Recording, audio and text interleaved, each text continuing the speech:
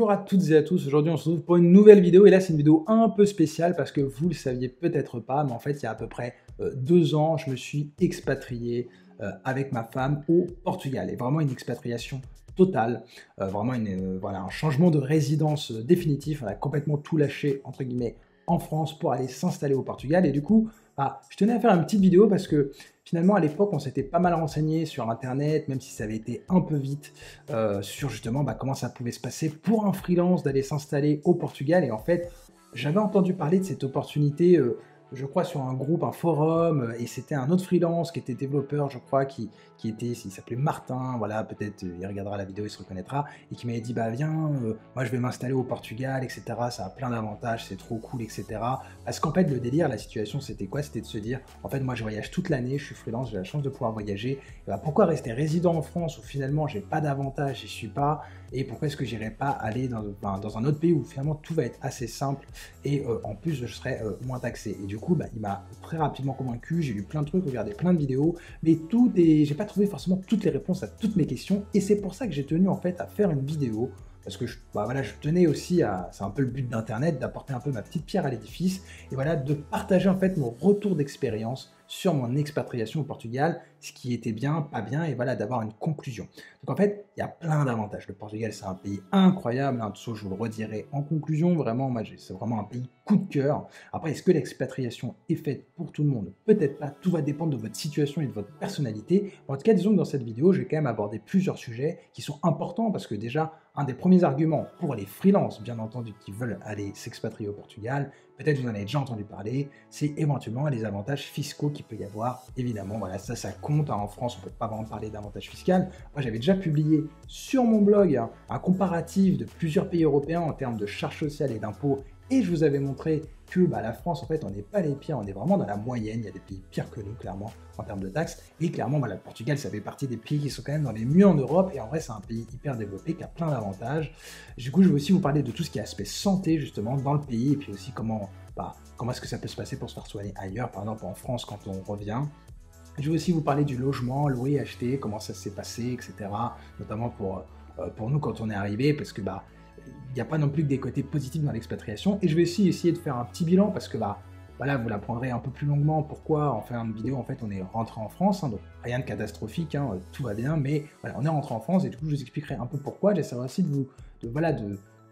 j'ai un peu analysé ce qu'on avait bien fait, pas bien fait, du coup j'ai essayé aussi de vous donner quelques conseils à la fin pour réussir au maximum votre expatriation. En tout cas, si vous êtes là, c'est certainement parce que vous vous intéressez au fait de vous expatrier au Portugal, donc je vais essayer de vous apporter un maximum de réponses dans cette vidéo, hein. C'est vraiment pour présenter les avantages du Portugal, mais si vous êtes là, peut-être vous en avez déjà entendu parler, mais c'est quand même un pays magnifique, très cool, les gens sont très sympas. Autre avantage par rapport à la France qu'on entend beaucoup, c'est l'aspect quand même aussi sécurité, très clairement.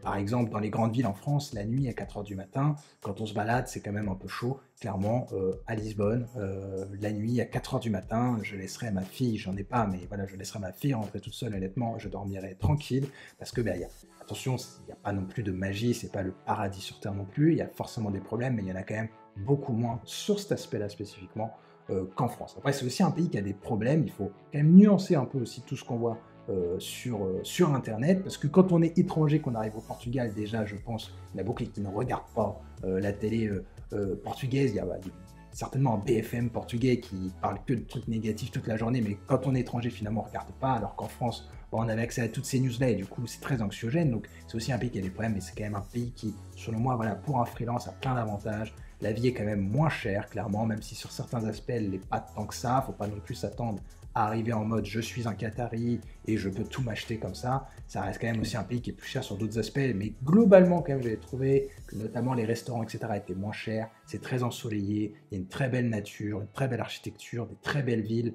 Les gens sont très sympas, on est beaucoup moins taxés quand même. Bref, c'est vraiment un pays qui a plein d'avantages. Il est juste à côté de la France. En voiture, en avion, vous pouvez rentrer très facilement. Lisbonne, c'est un aéroport qui est hyper connecté au monde entier, notamment aussi pour aller en Afrique, c'est très pratique, hein. Bon, là, Paris aussi, mais voilà, en tout cas, là-dessus, on n'y perd pas. En fait, on n'y perd sur pas grand-chose en termes de santé aussi, c'est très bien. Enfin, il y a plein d'avantages. Moi, nous, on n'a pas d'enfants, mais j'ai vu beaucoup de gens qui s'étaient expatriés avec les enfants et qui trouvaient vraiment que c'était mieux au Portugal. Donc après, voilà, ça peut pas convenir à tout le monde, mais globalement, quand même, ça m'a l'air d'être un super pays. Donc là, dans cette vidéo, je vais essayer de répondre à un maximum de questions et partager un maximum, justement, mon expérience là-dessus. Je vous laisse regarder la vidéo et bien entendu, si vous avez des questions à un moment donné, n'hésitez pas. Et sachez que cette vidéo vient en fait en complément d'un article que j'ai publié sur mon blog. Donc l'avantage, en fait, la vidéo là, je ne vais pas la modifier et la mettre à jour tous les jours, clairement. Donc si à un moment donné, je me suis trompé et que je fais une correction, je ne pourrais pas l'apporter à la vidéo. Si je veux mettre à jour les informations parce que les chiffres peuvent changer ou quoi que ce soit, je ne pourrais pas le faire dans la vidéo, à moins d'en refaire une complète et c'est un peu long. Donc n'hésitez pas, je mets le lien de l'article dans la description de la vidéo. Et ce qui est bien avec l'article, justement, je vais redire à peu près la même chose. Vous n'allez pas forcément retrouver exactement les mêmes informations dans l'article et la vidéo, même si c'est globalement exactement la même chose, mais il peut y avoir des nuances. Mais ce qui est bien dans l'article, c'est que je vais pouvoir le mettre à jour et vous aurez des informations éventuellement un peu plus détaillées. Donc n'hésitez surtout pas à aller le voir. Il sera peut-être un peu plus à jour, ça va peut-être un peu compléter certaines choses. Et bien entendu, si vous avez des questions sur l'expatriation au Portugal, je ne sais pas tout, bien évidemment, mais vous pouvez commenter la vidéo, déjà, je pourrais vous répondre. Vous pouvez aussi aller sur mon site, sur l'article, commenter l'article, ça peut être très intéressant d'en discuter. Et aussi, sinon, si vous avez des questions plus privées, parce que voilà, vous ne voulez pas poser une question en public sur le Portugal, sur mon site, du coup, vous pouvez me contacter et je me ferai un plaisir de vous aider si vous voulez vous expatrier au Portugal, parce que vraiment, ça me ferait plaisir si ça peut vous plaire, de vous aider. Donc, comme d'habitude, n'hésitez pas. Et donc, voilà, là, on avance juste après l'intro sur déjà l'aspect financier du Portugal.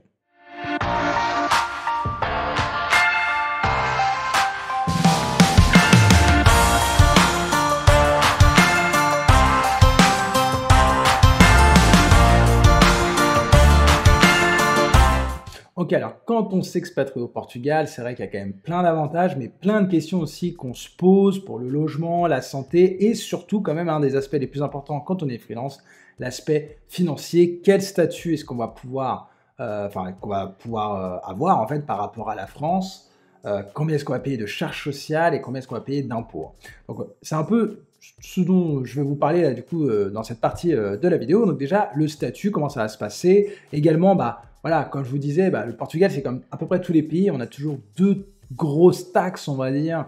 C'est les charges sociales qui sont en fait, qui permettent de gagner des droits, généralement les charges sociales, c'est-à-dire qu'on paye des taxes, mais c'est derrière pour avoir des droits, par exemple en cas d'arrêt maladie, pour la retraite, en cas de perte d'emploi, voilà.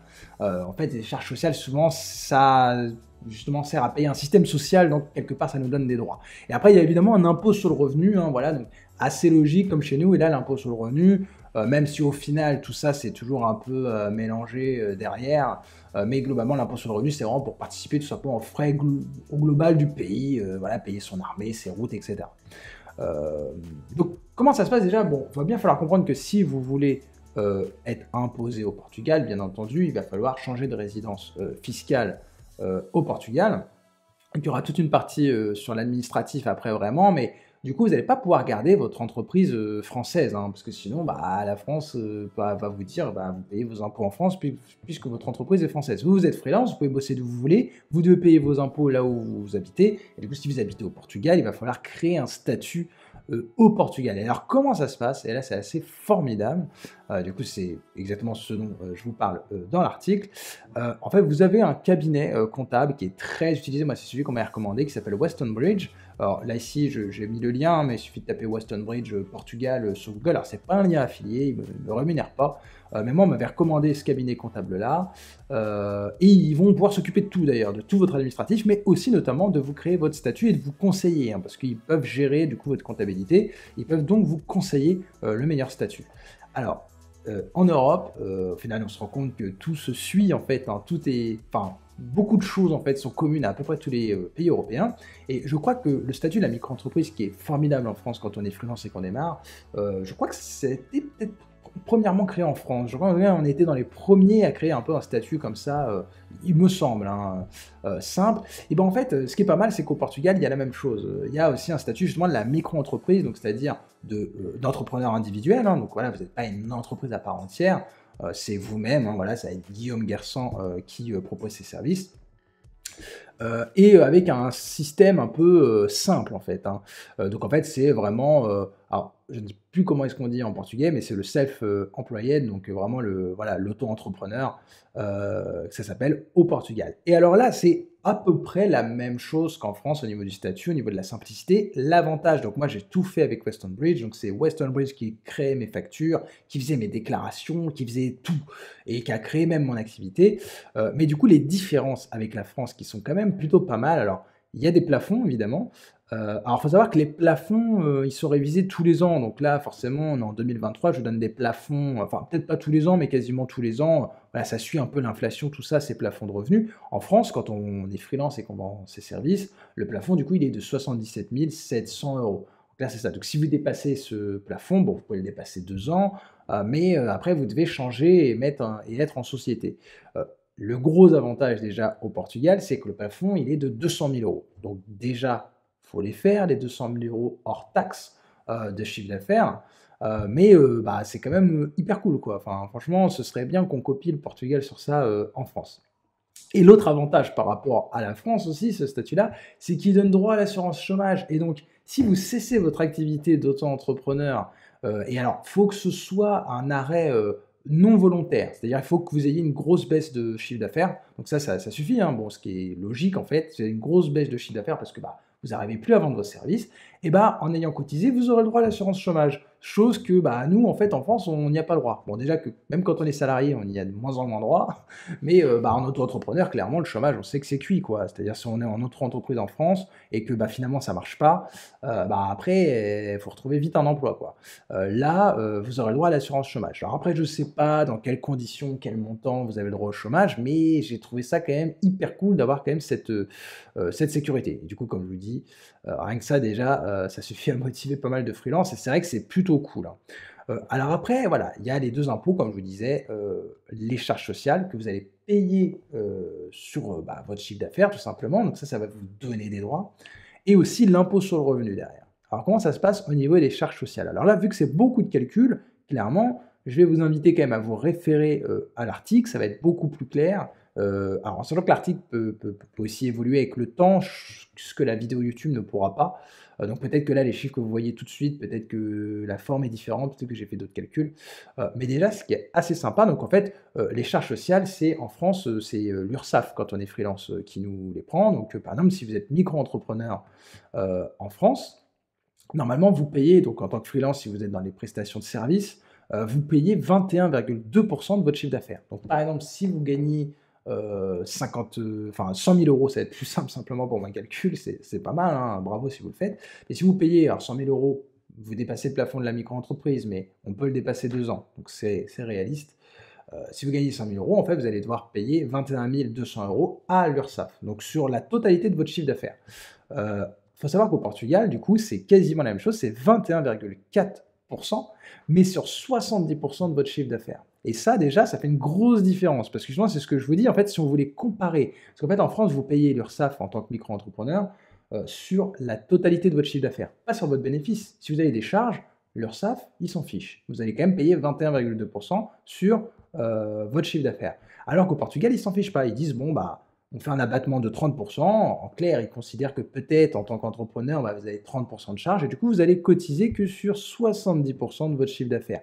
Et ça, c'est cool. Et donc, si on voulait comparer les 21,4% sur 70% du chiffre d'affaires du Portugal, en fait, si on voulait le mettre sur les 100%, en fait, ça fait, si on voulait comparer les deux taux, ça ferait 14,98% de charges sur 100% de votre chiffre d'affaires, pour comparer à la France qui a 21,2%. Donc déjà, on a à peu près 33% de charges en moins, donc déjà, on a moins de charges sociales au Portugal déjà de base, parce qu'on cotise pas sur la totalité de son chiffre d'affaires, mais sur 70%. Et alors mieux encore, et ça je crois que c'est un système qui est aussi en Espagne, c'est pas exactement le même, mais un truc que j'ai trouvé cool aussi au Portugal, et alors ça je sais pas si c'est tous les ans qu'on peut l'ajuster, voire peut-être même tous les mois ou tous les trimestres peut-être. En fait, je crois qu'on déclare son chiffre d'affaires tous les trimestres, je crois, comme chez nous d'ailleurs on peut le faire, au niveau de la sécurité sociale, au Portugal. Du coup peut-être qu'on peut ajuster ça, justement tous les trimestres. Mais en fait, on peut cotiser on peut cotiser plus ou moins 25%. Donc, en fait, si je m'explique, vous pouvez, là pour les 3 prochains mois ou juste pour le prochain mois, peu importe, vous comprenez l'exemple, je peux dire, à la sécurité sociale portugaise que je veux cotiser 25 de plus. Alors, on le ferait pas comme ça, mais en fait, ce que je peux faire aussi, c'est cotiser 25 de moins. Alors, je pense que ce système-là, la logique qui est derrière, c'est vous démarrez votre activité, vous avez besoin d'avoir un maximum de trésorerie, vous avez besoin d'avoir un maximum d'argent pour investir dans des choses et du coup, bah, ce que permet de faire la sécurité sociale portugaise, c'est de vous dire: «OK, au-delà, pendant un moment, mais après vous faites ce que vous voulez après tout, hein. Vous pouvez très mal gérer votre argent aussi si vous voulez. Mais si vous voulez bien la gérer et simplement avoir plus de cash, vous pouvez baisser un petit peu, donc de 25 ça reste encore raisonnable, vos cotisations. Et du coup, ces 25 là de cotisation, vous allez pouvoir les investir dans du matériel, le développement de votre entreprise ou après vous pouvez faire ce que vous voulez avec. Si vous voulez aller au casino, vous pouvez. Mais ils ne vous demanderont pas d'explication. Mais vous pouvez le faire. Et du coup, le fait de pouvoir augmenter de 25 c'est justement pour se dire, si vous gérez les choses de manière raisonnable, vous dire, bah voilà, j'ai une grosse dépense, là je vais baisser mes cotisations de 25 mais derrière, en fait, ça vous donne des droits à la retraite, en cas d'arrêt maladie, au chômage. Donc éventuellement, ces droits-là, vous ne voulez pas forcément les perdre. Et ben, vous pourrez les rattraper plus tard en payant 25 de plus.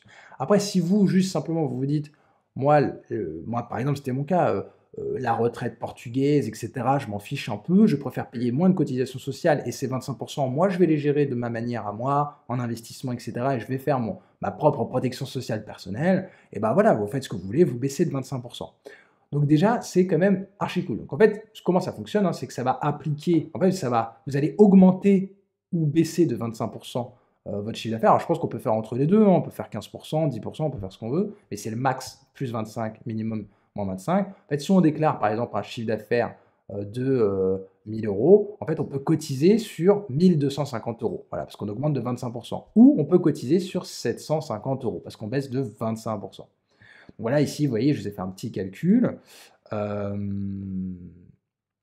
Et du coup, en clair, votre contribution, ce sera votre chiffre d'affaires, donc sur 70 que vous pouvez augmenter, enfin, que vous pouvez baisser du coup, de 25 fois les 21,4 de cotisation sociale et du coup, ça fera votre contribution. Après là, évidemment, moi, je vous invite à faire, du Excel, peut-être aussi d'ailleurs que mon article allez voir mon article de toute façon qui est, de toute façon en description de la vidéo, parce que peut-être que j'ai mis à jour aussi des informations, s'il y a eu, des changements. Donc d'ailleurs, là, si on calcule dans mon exemple, ça fait un taux réel de charge sociale, hein, en ayant baissé de 11,24 sur votre chiffre d'affaires. Voilà. Pour comparer, encore une fois, hein, en France, ce serait 21,2 sur la totalité de votre chiffre d'affaires. Donc si vous gagnez 100 000 euros, vous devrez payer 21 000 euros, enfin 21 200 euros de charges sociales, jusqu'à 77 000 parce qu'il y a un plafond. Là, en micro-entrepreneur au Portugal, déjà, en faisant comme ça, vous avez la possibilité jusqu'à 200 000 euros sans être embêté. Donc en fait, il faut faire 999 au Portugal. Il faut savoir, il ne faut pas faire 200 000, il faut faire moins de 200 000. Donc à 1 centime près, c'est OK. Petite information aussi que je n'ai pas mis dans l'article, mais c'est important. Du coup, voilà, vous allez payer déjà, là, vous tombez à 200 000 euros, vous allez payer, donc pour 100 000 euros de chiffre d'affaires, vous allez payer seulement, entre guillemets, 11 240 euros de charges sociales. Alors, vrai, voilà, vous aurez évidemment moins de droits, etc., bien entendu, hein. Mais voilà, si vous en fichez d'avoir des droits à la retraite, etc., que vous préférez avoir vous, votre argent et la gérer à votre manière en investissant, etc., et ben vous pouvez, vous avez cette possibilité. Vous avez quand même une limite. Et du coup, alors je dirais, encore mieux entre guillemets, pendant les 12 premiers mois, vous payez pas. Alors en fait, ça, c'était un peu comme ça aussi en France. Alors en France, le système est fait quand vous êtes en micro-entreprise, vous payez direct, mais en entrepreneur individuel, pareil, je crois que pendant les 12 premiers mois, vous payez le minimum à la sécurité sociale. Du coup, vous acquérez aussi un minimum de droits, hein, bien entendu, et c'est qu'au bout de 12 mois qu'après ils calculent, vos charges et du coup, enfin votre chiffre d'affaires de l'année d'avant et du coup que vous payez vos vraies cotisations et il y a un rattrapage, enfin bref, c'est vraiment la galère. Là, en fait, au Portugal, pendant les 12 premiers mois, donc c'est pas, la première année, hein. Si vous démarrez en mars, ce sera jusqu'en mars de l'année d'après, vous ne payez pas de cotisation sociale. Alors par contre, du coup, vous gagnez aucun droit, hein, ça, il faut bien le savoir. Alors d'un côté, c'est cool, d'un autre côté, c'est pas cool, tout dans la vie, il n'y a jamais que des avantages, évidemment.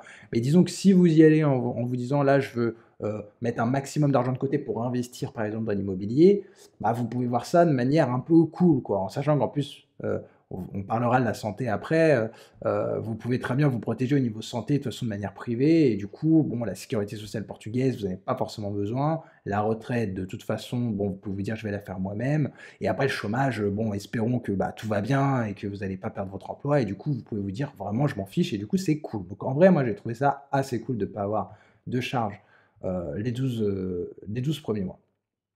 Et le dernier truc qui est pas mal sur les différences au Portugal, c'est qu'en fait, en France, il faut bien comprendre comment ça marche les charges sociales. En fait, vous cotisez, il y a pas de plafond. Vous cotisez si vous gagnez, Kylian Mbappé, il cotise sur la totalité de son salaire. En clair, c'est vraiment ça, hein. Alors après, ils font certainement des montages et cetera dans ces milieux-là, mais globalement, voilà, si c'est du salaire, de la rémunération, il va cotiser, à l'infini. Et il faut savoir que c'est vrai qu'après c'est normal, c'est un système de solidarité, mais en fait, plus on a un haut revenu, plus chaque euro cotisé rapporte quand même moins de droits que quand on est un faible revenu. Donc bon, c'est très bien comme ça, c'est comme ça en France. Mais en fait, au Portugal, et c'est pas le seul pays d'ailleurs à faire ça, il y a un plafond de revenus sur lequel vous cotisez. C'est-à-dire que jusqu'à un certain montant, vous cotisez, de revenus, hein, donc pas de salaire, parce que là, c'est du chiffre d'affaires, vous cotisez, mais arrivé à un certain revenu, au-dessus, vous ne cotisez plus rien. Mais vous ne gagnez aucun droit, par contre, hein. C'est-à-dire que vous avez aussi, entre guillemets, un plafond de retraite, par exemple. Vous avez un plafond de chômage, chose qu'en France, j'imagine, on n'a peut-être pas, encore que peut-être quand même. Bon, je suis moins calé pour la France que pour le Portugal pour ça. Et en fait, du coup, alors en 2023, et ce chiffre évidemment évolue tous les ans, en clair, au Portugal, vous cotisez jusqu'à un revenu mensuel de 5 765,16 €. Donc c'est-à-dire que vous allez, payer, au max. Donc en fait, il faut avoir fait tous ces calculs-là, donc c'est-à-dire, vous voyez, 70 du chiffre d'affaires, vous le baissez de 25.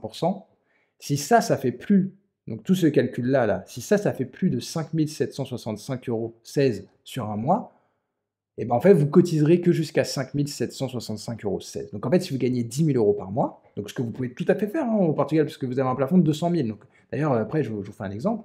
Je vous fais un exemple sur vraiment si vous gagnez le plafond. Donc admettons, vous avez la chance de gagner 200 000 € par an. Bravo à vous, hein, félicitations. C'est pour se rendre compte un peu de la chose. En fait, du coup, vous gagnez 200 000 divisé par 12, ça fait 16 666 €. Alors, en plus, normalement, c'est 199 999. C'est pas tout à fait le bon calcul, mais bon, vous m'excuserez. En fait, en clair, ce montant-là, donc 200 000 € par mois, enfin, divisé sur 12 mois, moins le plafond de cotisation, en clair, sur 10 984 €, enfin 10 900 € et 84 centimes, vous ne paierez pas de cotisation. Mais du coup, vous ne cotiserez pas non plus. Donc voilà, comme je dis, il y a, à peu près 10 000 € qui échappent aux charges sociales, mais qui du coup ne donnent pas de droits. Et du coup, si vous faites ça, en clair, et qu'on reprend, la formule avec le plafond, en fait, vous allez payer du coup 21,4 sur 5 765,16 €. Donc au maximum, ce que vous allez cotiser, c'est 1 233,74 €. Et ce point est assez important. Alors moi, j'avoue que j'aime bien un peu les chiffres. Peut-être vous, ça vous saoule, mais du coup, c'est pour ça que cette vidéo, je pense, ça peut vous être utile. C'est que, vous voyez ici, c'est vraiment ce montant-là qui est le plafond.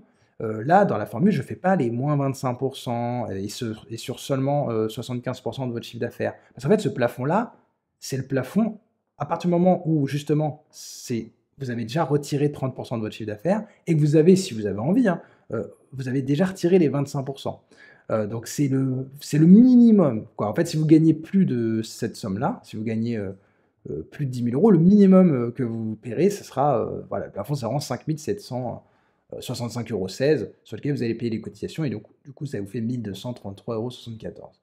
Et du coup, pour notre freelance qui gère de ouf, hein, parce que pour faire 16 666 €, bon, déjà pour faire ça à l'euro près, il est fort, et c'est un peu le chiffre du diable quand même, mais bon, peut-être pas par hasard d'ailleurs. Mais en tout cas, s'il arrive à faire ce montant-là, qu'il le fait déjà en France et qu'il veut s'expatrier au Portugal en partie pour ça, du coup, en payant cette cotisation sociale, il arrive à un taux de charge sociale de 7,4 %. Donc c'est à peu près, ça peut évoluer. En plus, j'ai mis 1 € de trop parce qu'il ne faut pas arriver à 200 000, il faut faire 199,99 donc voilà, mais enfin 199 999,99. Donc là, c'est un peu le chiffre du diable inversé, mais c'est le plafond. Voilà, il paiera à peu près ça de charges sociales, ce qui est quand même, vraiment par rapport à la France, du coup, vraiment, 3 fois moins, quoi. Et il aura quand même des droits, hein, mais voilà, c'est plafonné aussi, hein. Je pense qu'au voilà, au Portugal, c'est peut-être, en tout cas avec ce système-là, plus compliqué, d'avoir une retraite à 5 000 ou 10 000 € parce qu'en fait, la retraite est plafonnée aussi, hein. Donc après, il faut avoir des systèmes de retraite, par capitalisation, comme il y a dans beaucoup de pays, comme on peut faire aussi en France, hein. Vous savez, vous pouvez ouvrir des PER, des choses comme ça, si vous voulez avoir une meilleure retraite.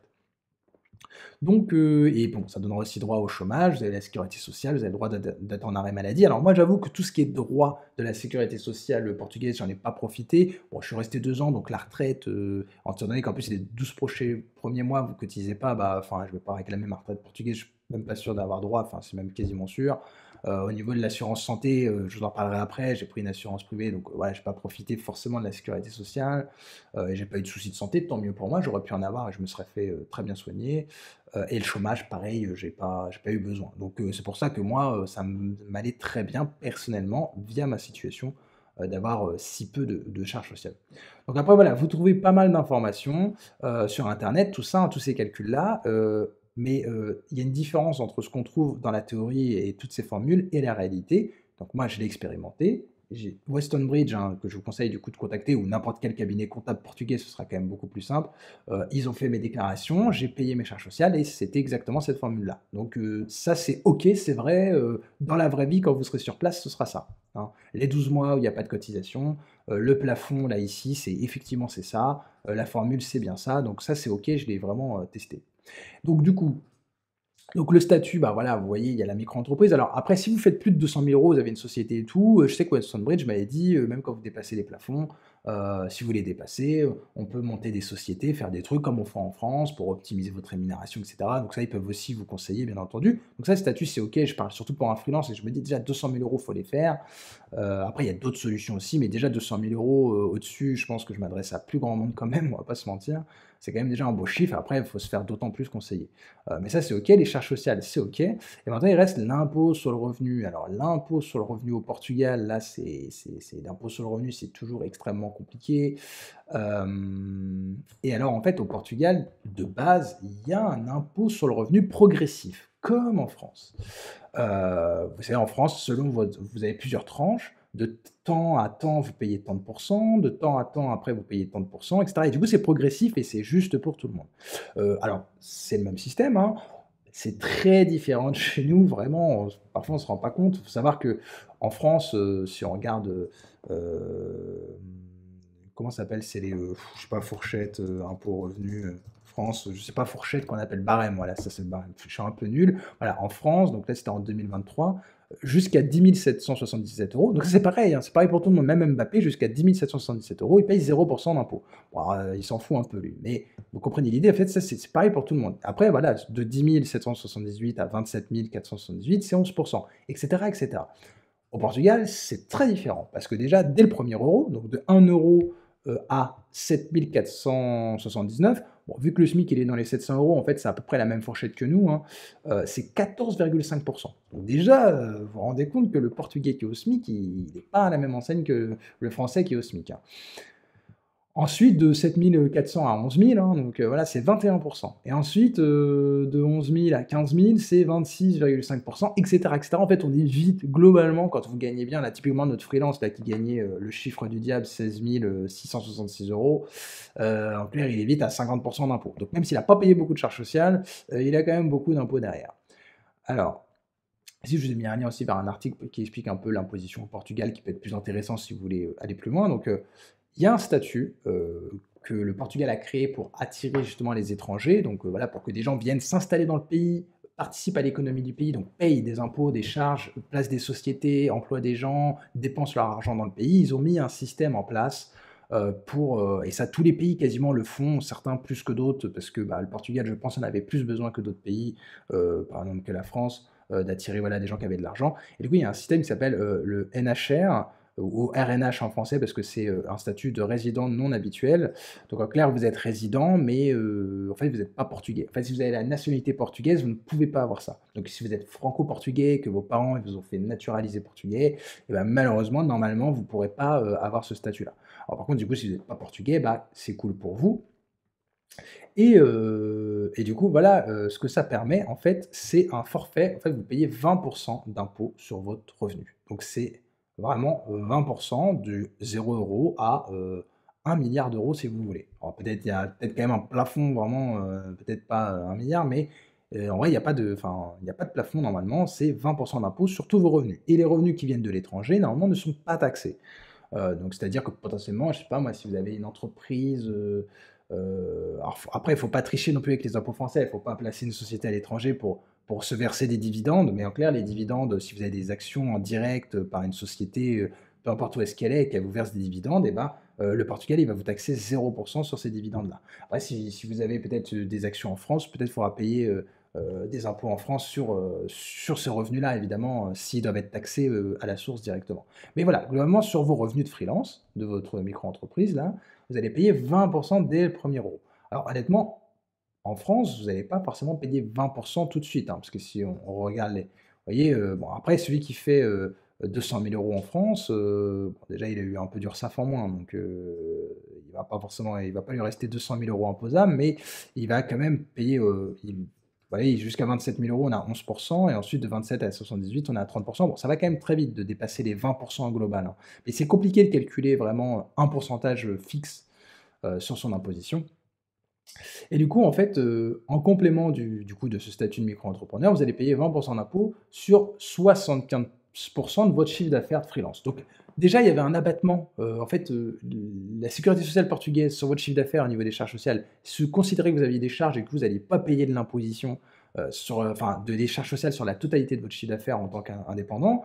Mais en plus, les impôts, et ça en France, ils le font aussi, hein, en tant que micro-entrepreneur, vous ne payez pas de l'impôt sur le revenu sur 100% de votre chiffre d'affaires de micro-entrepreneur, vous payez sur, je sais plus, je crois 71%. Bon, bah là, au Portugal, ils vont vous retirer 25% de votre chiffre d'affaires. Donc, celui qui gagne, alors admettons 200 000 euros, vraiment, il est fort, il va payer en fait de l'impôt, donc 20% sur entre guillemets, 150 000 euros. Voilà, ouais, 75%, ça fait 150 000 euros. Mais par contre, cet abattement de 25%, euh, c'est qu'à condition d'avoir, ouais, c'est le truc que j'ai constaté, parce que je pensais, j'avais fait mes calculs en fonction de ça, mais en fait, il faut avoir quand même au moins 15% de charge. Ça, c'est Western Bridge, parce qu'ils m'ont envoyé mon truc d'impôt. J'ai vu qu'en fait, bah, c'était plus que ce qu'ils m'avaient annoncé. J'avais pas eu l'abattement des 25%. Je leur ai demandé, mais comment ça? Comment ça se fait? Peut-être j'avais pas lu et tout. Et au final, après, alors c'est des pavés de texte que vous lisez, hein. C'est pour ça que là, la vidéo, ça peut être utile. Et du coup, peut-être je suis passé à côté, mais en clair, il faut avoir au moins 15% de charge. Donc en fait, au Portugal, il faut savoir qu'à chaque fois que vous dépensez de l'argent, vous devez demander une facture. Et là, du coup, le commerçant, quand il vous fait la facture, en fait, ça remonte automatiquement au service des impôts portugais. Du coup, en fait, ils savent ce que vous dépensez.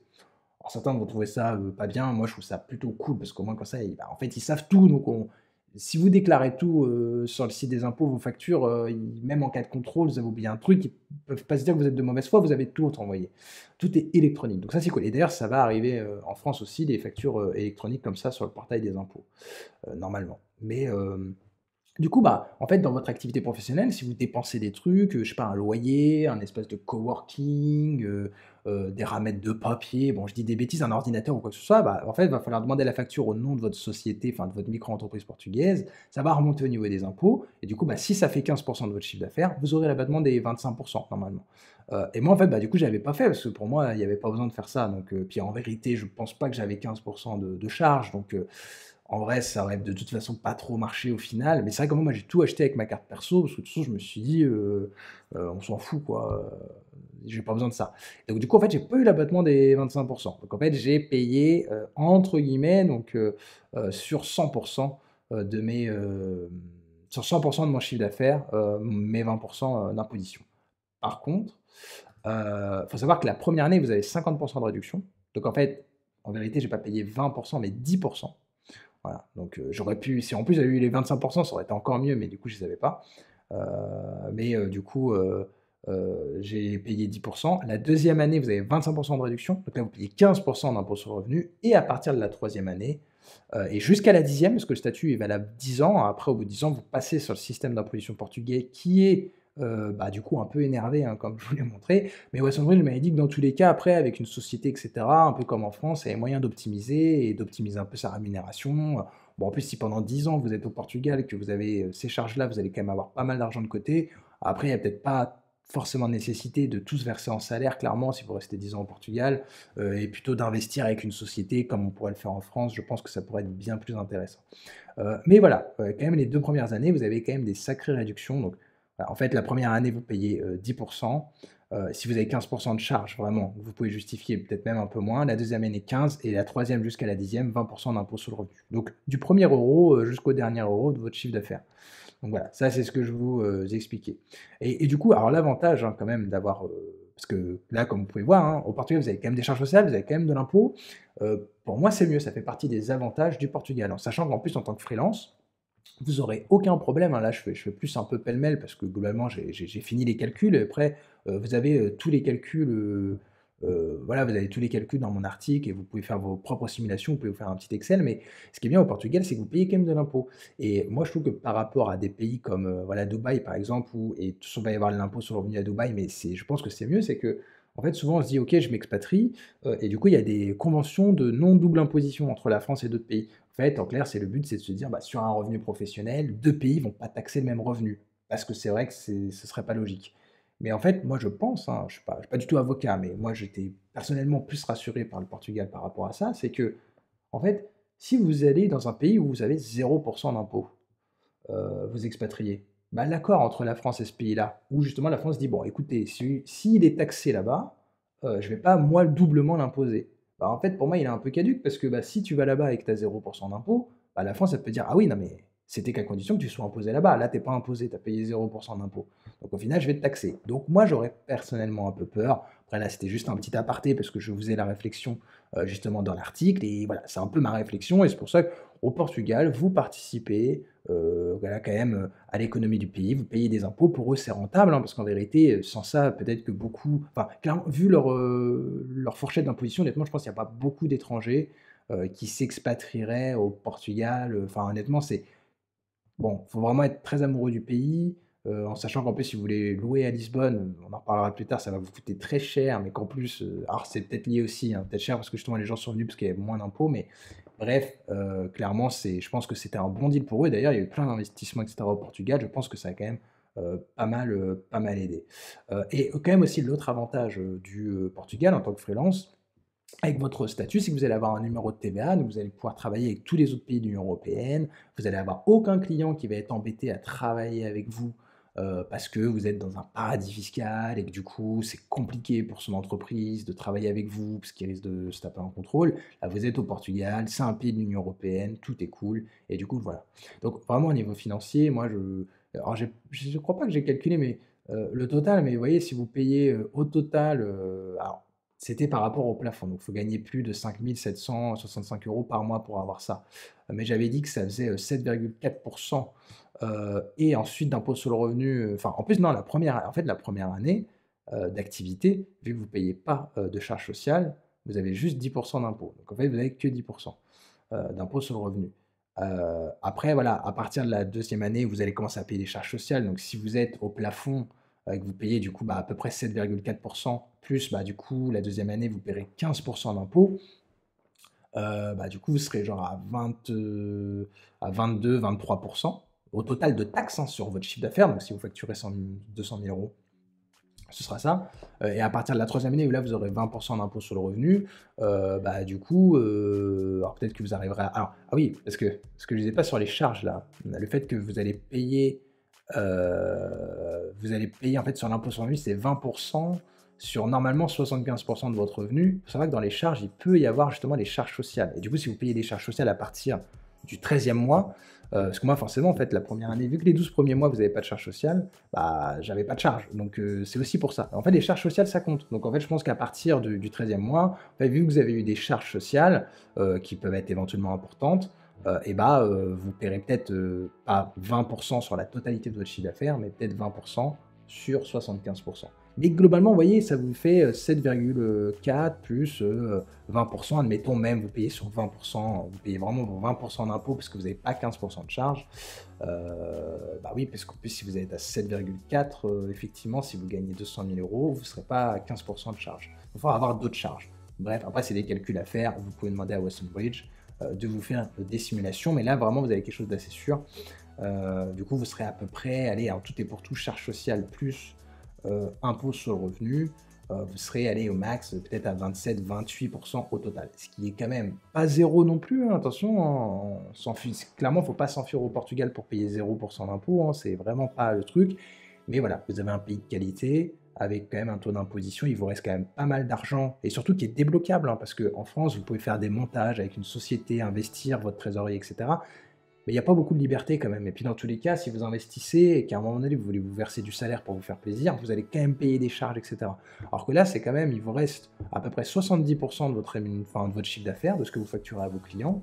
Vous pouvez en faire ce que vous voulez. Si vous voulez l'investir, vous l'investissez. Très bien. Si vous voulez vous faire plaisir, vous acheter une voiture ou quoi que ce soit, vous pouvez aussi. Vous avez quand même cette liberté. Et ça, honnêtement, ça fait... alors, l'argent, c'est pas la priorité non plus pour tout le monde, tout dépend aussi combien vous gagnez. Mais en vérité, c'est vrai que c'est quand même un sacré argument pour devenir résident fiscal portugais. Ils le savent très bien d'ailleurs, hein. Et c'est pour ça aussi, il y avait beaucoup de retraités, parce que pour eux, je crois que c'était 0% d'impôt sur les retraites. Maintenant, ils ont commencé à taxer, justement pour pas avoir ce problème. J'imagine déjà de problèmes avec la France, derrière des petites discussions. Et aussi parce que double imposition, mais qu'à condition qu'il y ait une imposition au Portugal, je pense. Et du coup, c'est d'ailleurs comme ça qu'a communiqué un peu le Portugal. Ils ont dit, c'est pour vous protéger, et que vous ne soyez pas finalement taxé par le fisc français, parce que en fait, vous avez 0% au Portugal. Donc maintenant, c'est taxer les retraites aussi au Portugal, mais avec le statut NHR, je crois que c'est genre 10%, donc en vrai, ça va. Donc voilà, j'espère que c'est clair sur l'aspect financier. Dans tous les cas, moi, c'est ce que je vous disais. Contactez, je pense, Weston Bridge. Ils peuvent vous faire des simulations. Alors, ils peuvent vous facturer un peu leur service. Je ferai toute une partie sur l'administratif. Mais ils peuvent vous conseiller, alors des conseils par email. Alors, vous pouvez faire du Google Meet avec eux en anglais.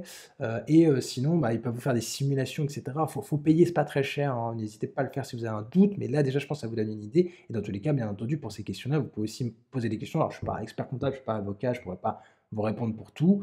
Voilà, si je peux vous aider, étant donné que j'ai testé le truc, surtout, n'hésitez pas.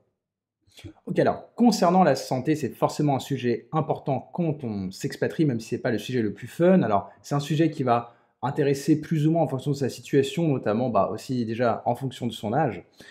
Mais comment ça se passe en fait la santé quand on s'expatrie au Portugal? Donc, déjà, j'aimerais vous parler un peu du système de santé déjà au Portugal, comment ça va se passer là-bas par rapport à la France, comment ça se passe la prise en charge des soins. Également aussi, ce qui peut nous intéresser quand on s'expatrie au Portugal, c'est notamment quand on revient en France, est-ce qu'on peut se faire soigner par son médecin français, aller voir, je sais pas moi, son ophtalmo par exemple français, son médecin traitant français, ou éventuellement aller dans un hôpital français quand on rentre en France, et surtout comment est-ce qu'on est pris en charge. Et je vous parlerai aussi un peu justement des aspects CFE et mutuels qui peuvent avoir une incidence sur tout ça. Alors forcément, quand on est français, quand on est habitué au système de soins français, qui est quand même plutôt assez sympa, alors même si voilà, il y a de plus en plus de problèmes, c'est quand même très long d'avoir un spécialiste, etc. Mais globalement, on paye quand même pas grand-chose, enfin pas directement. Quand on va voir un médecin ou qu'on prend des médicaments en France, c'est vrai que forcément, on peut se dire à l'étranger, ce sera moins bien.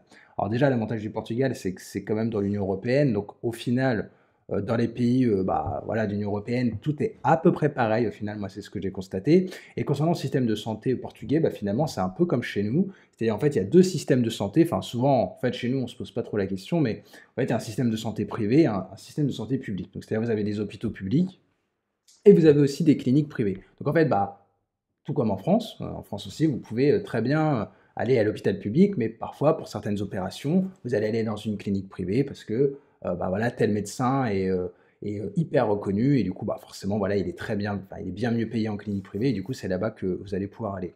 Néanmoins, le système de santé publique, personnellement, je ne l'ai pas trop expérimenté. Il y a une fois, je voulais me faire vacciner, mais au final, les médecins étaient en grève à ce moment-là, donc bon, à part tes grèves, vous ne serez pas trop dépaysé avec la France, il y en a aussi au Portugal. Mais également, j'ai pas trop expérimenté, mais les gens qui m'ont dit être allés se faire soigner voilà, dans un hôpital public ou chez un médecin, en fait, c'est tout comme en France. En fait, globalement, une fois que vous cotisez en fait, à la sécurité sociale portugaise, vous allez dans n'importe quel hôpital ou voir un médecin public, en fait, vous paierez rien, voilà, quasiment comme en France, vous n'aurez rien à avancer, rien à payer. Après, bien entendu, si vous allez dans le privé, comme en France, en fait, là, pour vous faire rembourser, il va vous falloir une mutuelle. Donc ça, en fait, c'est exactement, enfin ouais, c'est vraiment exactement comme en France, hein. Au niveau de la prise en charge. Alors, si vous allez dans le privé, soit vous devez vous-même payer, soit vous devez avoir une mutuelle. Et si vous êtes dans le public, au global, alors je n'ai pas testé tous les problèmes de santé possibles qu'il pouvait y avoir, mais globalement, vous payez rien dans le public. Après le seul avantage du privé, notamment, c'est comme chez nous un peu des délais plus rapides et aussi parce qu'il y a beaucoup de cliniques internationales au Portugal. Alors même dans le public, il y a quand même beaucoup de médecins qui parlent anglais et français, mais pas tous. Ouais, il y en a aussi pas mal qui parlent français. Après c'est vraiment on peut pas tout miser là-dessus en se disant: «Allez, j'espère que le médecin va parler français», parce qu'au final, tous évidemment, ne parlent pas français, mais il y en a quelques-uns quand même qui parlent français, notamment les plus anciens où à leur époque on apprenait le français. Mais par contre dans les cliniques, privées, ce qu'il y a, c'est qu'il y a des cliniques vraiment internationales et justement eux, leur cible, c'est les étrangers. Donc, bah, voilà, ils vont très bien parler anglais, parfois même français. Ça, vous pouvez le savoir à l'avance, ils ont des super sites internet et cetera et cetera. Mais du coup, voilà, bien entendu, là, pour la prise en charge, il vous faut, une mutuelle et également aussi, parce que pour parler de la mutuelle, vous pouvez vous demander comment est-ce que vous allez être soigné quand vous allez rentrer en France et même, je dirais, quand vous allez à l'étranger. Alors, bon, en fait, quand on est français, qu'on vit en France, c'est vrai que savoir comment être soigné, à l'étranger, déjà quand on est en voyage, c'est une vraie question. Alors dans l'Union européenne, on peut avoir une carte vitale européenne. Alors je pense que le Portugal peut vous en délivrer une, hein. Mais globalement, en fait, d'ailleurs, la sécurité sociale portugaise, alors moi je ne l'ai pas expérimenté, mais si vous allez vous faire soigner en France, vous pourriez normalement vous faire rembourser à la même hauteur que ça coûterait, voilà, le remboursement, d'un soin au Portugal. Normalement, vous pourriez vous faire, rembourser. Mais sinon, en fait, si vous voulez être très bien soigné en France, il va vous falloir en fait une mutuelle. Voilà, tout simplement, vous allez devoir payer une mutuelle privée et en fait, cette mutuelle privée, elle va pouvoir vous couvrir en fait vos soins de santé en France et dans, bah, toute une liste de pays. En fait, moi, je suis passé par un c'est ce que j'explique du coup, dans l'article, par un courtier, en assurance et en fait, c'est un spécialiste, voilà, le spécialiste de l'assurance santé, française, donc c'est santexpat.fr et en fait, ils nous ont proposé plusieurs offres, de mutuelles. Alors selon, en fait, vous êtes couvert après au niveau de la santé sur toute une liste de pays. En fait, il y a des paniers un peu de pays où en fait, bah, vous avez beaucoup de pays où clairement sur l'offre de base vous êtes, bah, protégé parce qu'en fait les soins de santé sont à peu près, à des prix, corrects. Après parfois quand on va être couvert aussi dans certains pays qui sont très chers comme les États-Unis, le Royaume-Uni, je ne sais plus si c'est cette liste-là, mais peut-être Dubaï où en fait, bah, l'opération elle va coûter, 5 fois plus cher. Là en fait il faut prendre une mutuelle un peu plus chère pour être couvert là-bas. Mais au final, un peu comme en France, hein, globalement, sinon après il faut se faire rapatrier. Il y a beaucoup aussi quand ça coûte trop cher à l'étranger, c'est pour ça qu'il y a les assurances rapatriement. En fait, ils sont rapatriés dans leur pays pour se faire, soigner dans leur pays quand c'est possible.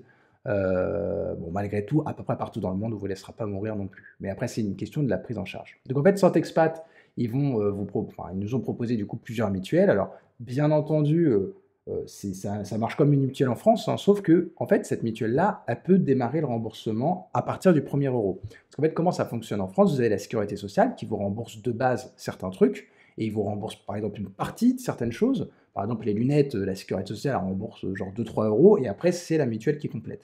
Là, en fait, vous pouvez aussi avoir des assurances santé qui couvrent tout dès le 1er euro. C'est-à-dire, ils s'en fichent complètement que vous ayez la sécurité sociale, vous allez leur envoyer la facture d'un médecin, si c'est compris dans le contrat, et du coup c'est un peu le principe même de ces contrats-là, ils vont vous rembourser eux-mêmes la totalité, ou bah, après tout dépend, vous avez plusieurs packages, hein. Forcément, soit vous pouvez être remboursé à 100%, mais là vous allez payer plus cher, soit vous pouvez avoir un remboursement partiel, etc. Vous avez des plafonds, par exemple le médecin traitant, ça peut être 80% jusqu'à 50 € maximum par séance, voilà, ce genre de choses. Et du coup, en fait, ça va complètement, en fait, cette mutuelle va complètement remplacer votre sécurité sociale.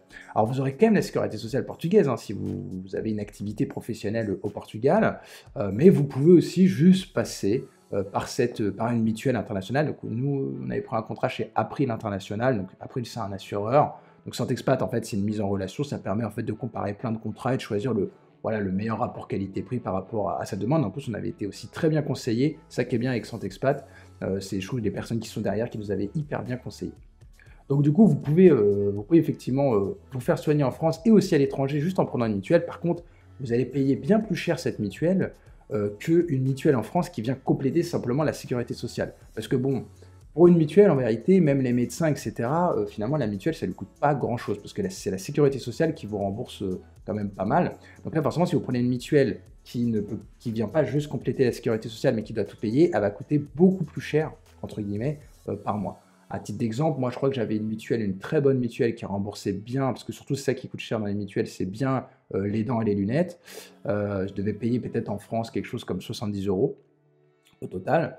Là, clairement, j'avais pris une mutuelle, du coup, pour me couvrir, en France, mais qui remboursait pas les lunettes et les dents, c'était, les trucs basiques, mais pas les couronnes et cetera, et je payais 120 € par mois. Voilà, c'est ce que j'explique, du coup, dans l'article. Donc alors quand on dit beaucoup plus cher, par rapport à ce que vous cotisez, de charges sociales et du coup à la sécurité sociale portugaise, au final, c'est clairement plus rentable, hein. D'ailleurs, pour ça que dans beaucoup de pays, ouais, aux États-Unis et cetera, en fait, il y a que de l'assurance santé privée parce que quand vous gagnez bien votre vie, en fait, ça vous coûte beaucoup moins cher la santé d'avoir juste, de l'assurance privée plutôt que, bah, de payer énormément de charges sociales pour que tout le monde puisse se faire bien soigner. Donc après ça, c'est un débat, de société, mais voilà, c'est pour vous dire, quand je dis que ça coûtait quand même beaucoup plus cher, en tant que Français, ça peut un peu faire peur au début. Après, si on regarde vraiment les chiffres, au final, ça m'a coûté quand même beaucoup moins cher de me faire soigner, en étant, comme ça. Et du coup, le point aussi, important pour moi, à aborder, et ça la mutuelle justement Santé Expat peut vous le proposer, c'est la CFE. Et du coup la CFE, ça je vous en parle, justement dans l'article. En fait la CFE, alors c'est une assurance santé, privée française, qui est justement en fait qui a été créée pour les Français qui sont à l'étranger. D'ailleurs c'est la Caisse des Français de l'étranger que ça s'appelle, et en fait cette assurance, privée, donc il suffit d'aller sur ccfe.fr, vraiment leur site. Donc là, c'est une assurance santé, privée. Donc là, vous cotisez tous les mois, enfin vous payez un forfait tous les mois. Il dépend de votre âge et en fait, ça vient copier la sécurité sociale. Donc en fait, tout ce que rembourse la sécurité sociale française, eux, ils remboursent tout pareil. Donc il y a même pas à se demander, vous demandez pas combien ils remboursent les lunettes, les trucs. En fait, ils vont rembourser tout comme la sécurité sociale. Donc si vous regardez combien elle rembourse la sécurité sociale, la CFE va rembourser exactement la même chose. Donc ça peut être parfois plus intéressant, selon votre âge, de prendre CFE plus une mutuelle qui va compléter la CFE, comme on le fera en France en fait. Ou bah, par exemple, parfois quand, parce que si on regarde, en fait, à moins de 30 ans, les tarifs, alors ils évoluent chaque année, mais voilà. En fait, si vous avez moins de 30 ans, vous allez payer la CFE 39 € par mois. Donc en fait, pour 39 € par mois, vous avez les mêmes remboursements que, la sécurité sociale. Donc bon, bah, en fait, si vous regardez combien vous cotisez, à la sécurité sociale, en France, étant donné que c'est un pourcentage sur votre salaire, c'est beaucoup plus que ça, hein, à la sécurité sociale, surtout si vous gagnez beaucoup. Et après, bien entendu, il faudra quand même prendre une mutuelle pour compléter, comme en France. Mais par contre, après, au-dessus de 30 ans, et en fait, je trouve que leur système est fait d'une manière un peu bizarre parce que ça pourrait être progressif en fait chaque année, mais en fait, c'est moins de 30 ans, 39, plus de 30 ans, 77 € par mois. Donc, je ne sais pas pourquoi ils font ça. Et après, bon, ça peut être plus ou moins cher en fonction du pays dans lequel vous allez, mais par exemple, le Portugal, c'est ces tarifs-là. Et après, pour retraiter, c'est un peu plus parce que, bah voilà, dès que vous êtes retraité, éventuellement, vous avez plus de frais de santé. Et du coup, en fait, par exemple, moi qui avais plus de 30 ans, c'était plus rentable de prendre, plutôt que de prendre 77 plus une mutuelle, ça me coûtait moins cher de prendre juste la mutuelle qui, en fait, bah, prenait en charge que la sécurité sociale, enfin dès le premier euro en fait, de remboursement. Par contre, voilà, si vous avez moins de 30 ans, ça peut être plus rentable de prendre 39 € la CFE plus, une mutuelle, pour compléter. Par contre, malgré tout, l'avantage de la CFE, alors déjà, il y a aussi un truc, que vous pouvez prendre en plus avec la CFE, vous voyez, c'est l'assurance retraite. En fait, vous pouvez payer une cotisation à la CFE et en fait, pendant votre, parce qu'en fait, quand vous allez travailler à l'étranger, forcément, donc ici au Portugal, vous allez plus cotiser à la retraite française, donc bah, vous n'allez pas gagner de trimestre. Et en fait, là, je crois, il y a un truc que moi j'ai pas fait, mais vous pouvez payer tous les mois pour en fait acquérir des trimestres en France pendant toute la durée de votre expatriation. Et du coup, bah, quand vous reviendrez, vous n'aurez pas perdu, je sais pas moi, si vous êtes parti 4 ans, vous n'aurez pas perdu 4 ans, vous ne devrez pas travailler 4 ans de plus pour arriver à la retraite. En fait, vous aurez payé entre-temps. Est-ce que c'est rentable ou pas? Honnêtement, j'en sais rien. Moi, personnellement, ça m'a pas trop tenté. Mais sinon, l'autre avantage, surtout là, de l'assurance santé, du coup, de la CFE, c'est qu'en fait, et alors ça, il faut le savoir, moi, en fait, la CFE, ils le vendent beaucoup, c'est que, en fait, quand vous rentrerez en France, vous n'aurez pas de période de. En fait, vous pourrez, dès le premier jour de votre retour en France, vous n'aurez pas de délai de carence, vous serez remboursé directement, alors pas vraiment par la sécurité sociale, en fait, c'est eux qui remboursent.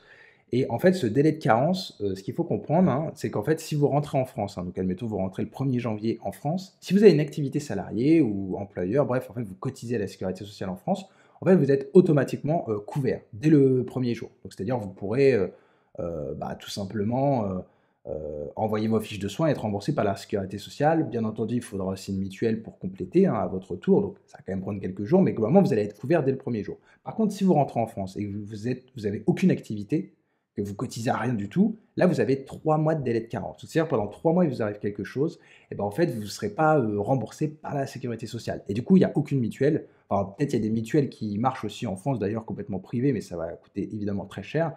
Mais du coup, vous ne pourrez pas prendre une mutuelle classique pour compléter la sécurité sociale.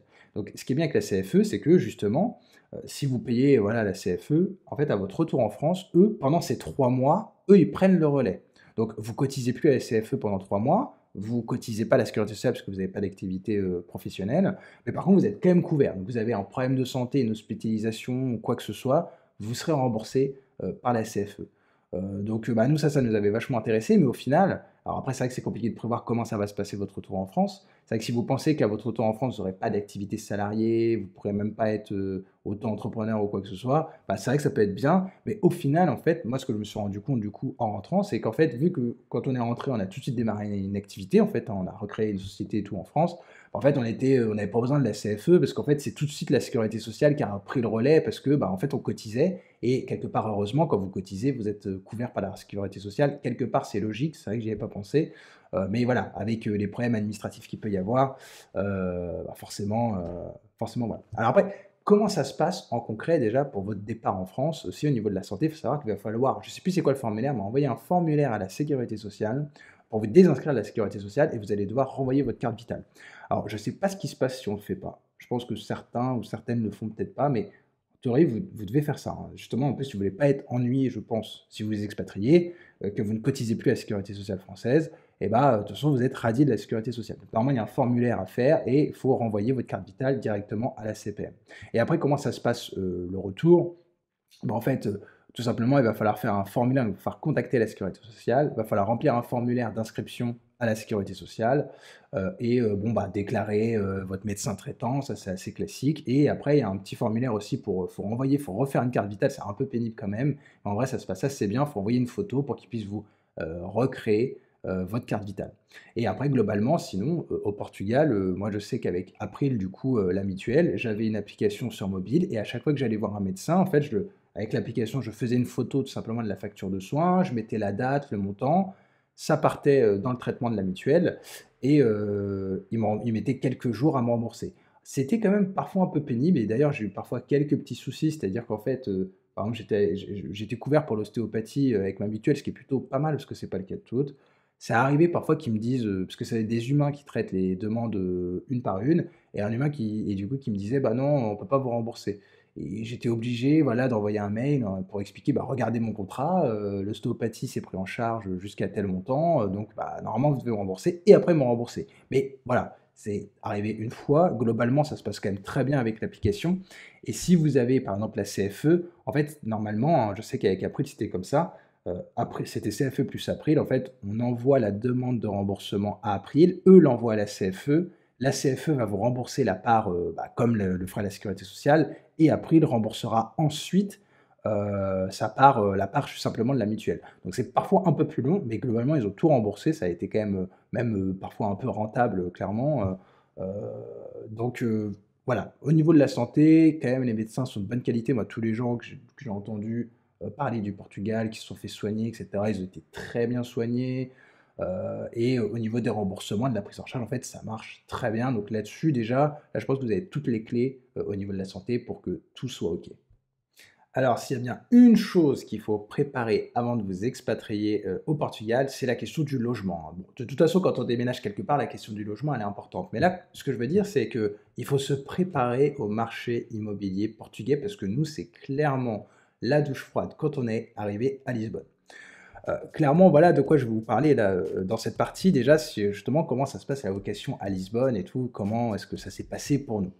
Je vais aussi, bah, justement vous inviter à ouvrir un peu le champ du possible et pas forcément regarder que Lisbonne. Je vais aussi vous parler un peu de l'administratif, un peu comment ça se passe pour louer, et puis aussi, bah, parce que si vous cherchez à vous expatrier éventuellement au Portugal, peut-être que vous voudriez, pourquoi pas acheter, peut-être que vous avez déjà une maison en France que vous voudriez vendre, et ça peut être quand même assez intéressant de voir un peu comment ça se passe l'achat à Lisbonne. Alors nous, clairement, quand on est parti, on s'est dit, on va déjà tester, on va surtout voyager, etc. On va pas rester toute l'année au Portugal, et donc on s'est tout de suite porté vers une location, et c'est vrai qu'à Lisbonne, en toute honnêteté, c'est pour moi dans le top 3 au moins dans le top 5 des plus belles villes d'Europe, hein, les plus belles capitales, je vais dire.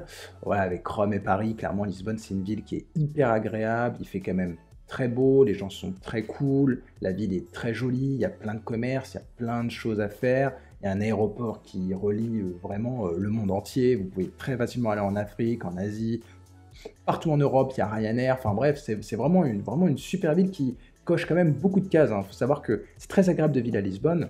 Moi, ce que je dis souvent aux gens qui me demandent, en fait, c'est Lisbonne, c'est 100 km² à peu près. C'est la même taille que Paris, hein. Mais par contre, en termes de population, il y a 4 fois moins de densité. C'est-à-dire, en fait, il y a 4 fois moins d'habitants au kilomètre carré. Donc, vous imaginez Paris avec 4 fois moins de monde, et finalement, vous vous dites, on respire un peu plus dans les rues. Donc, bien entendu, c'est pas du tout le même style de ville, mis à part ça. Après, ça reste quand même une ville très moderne.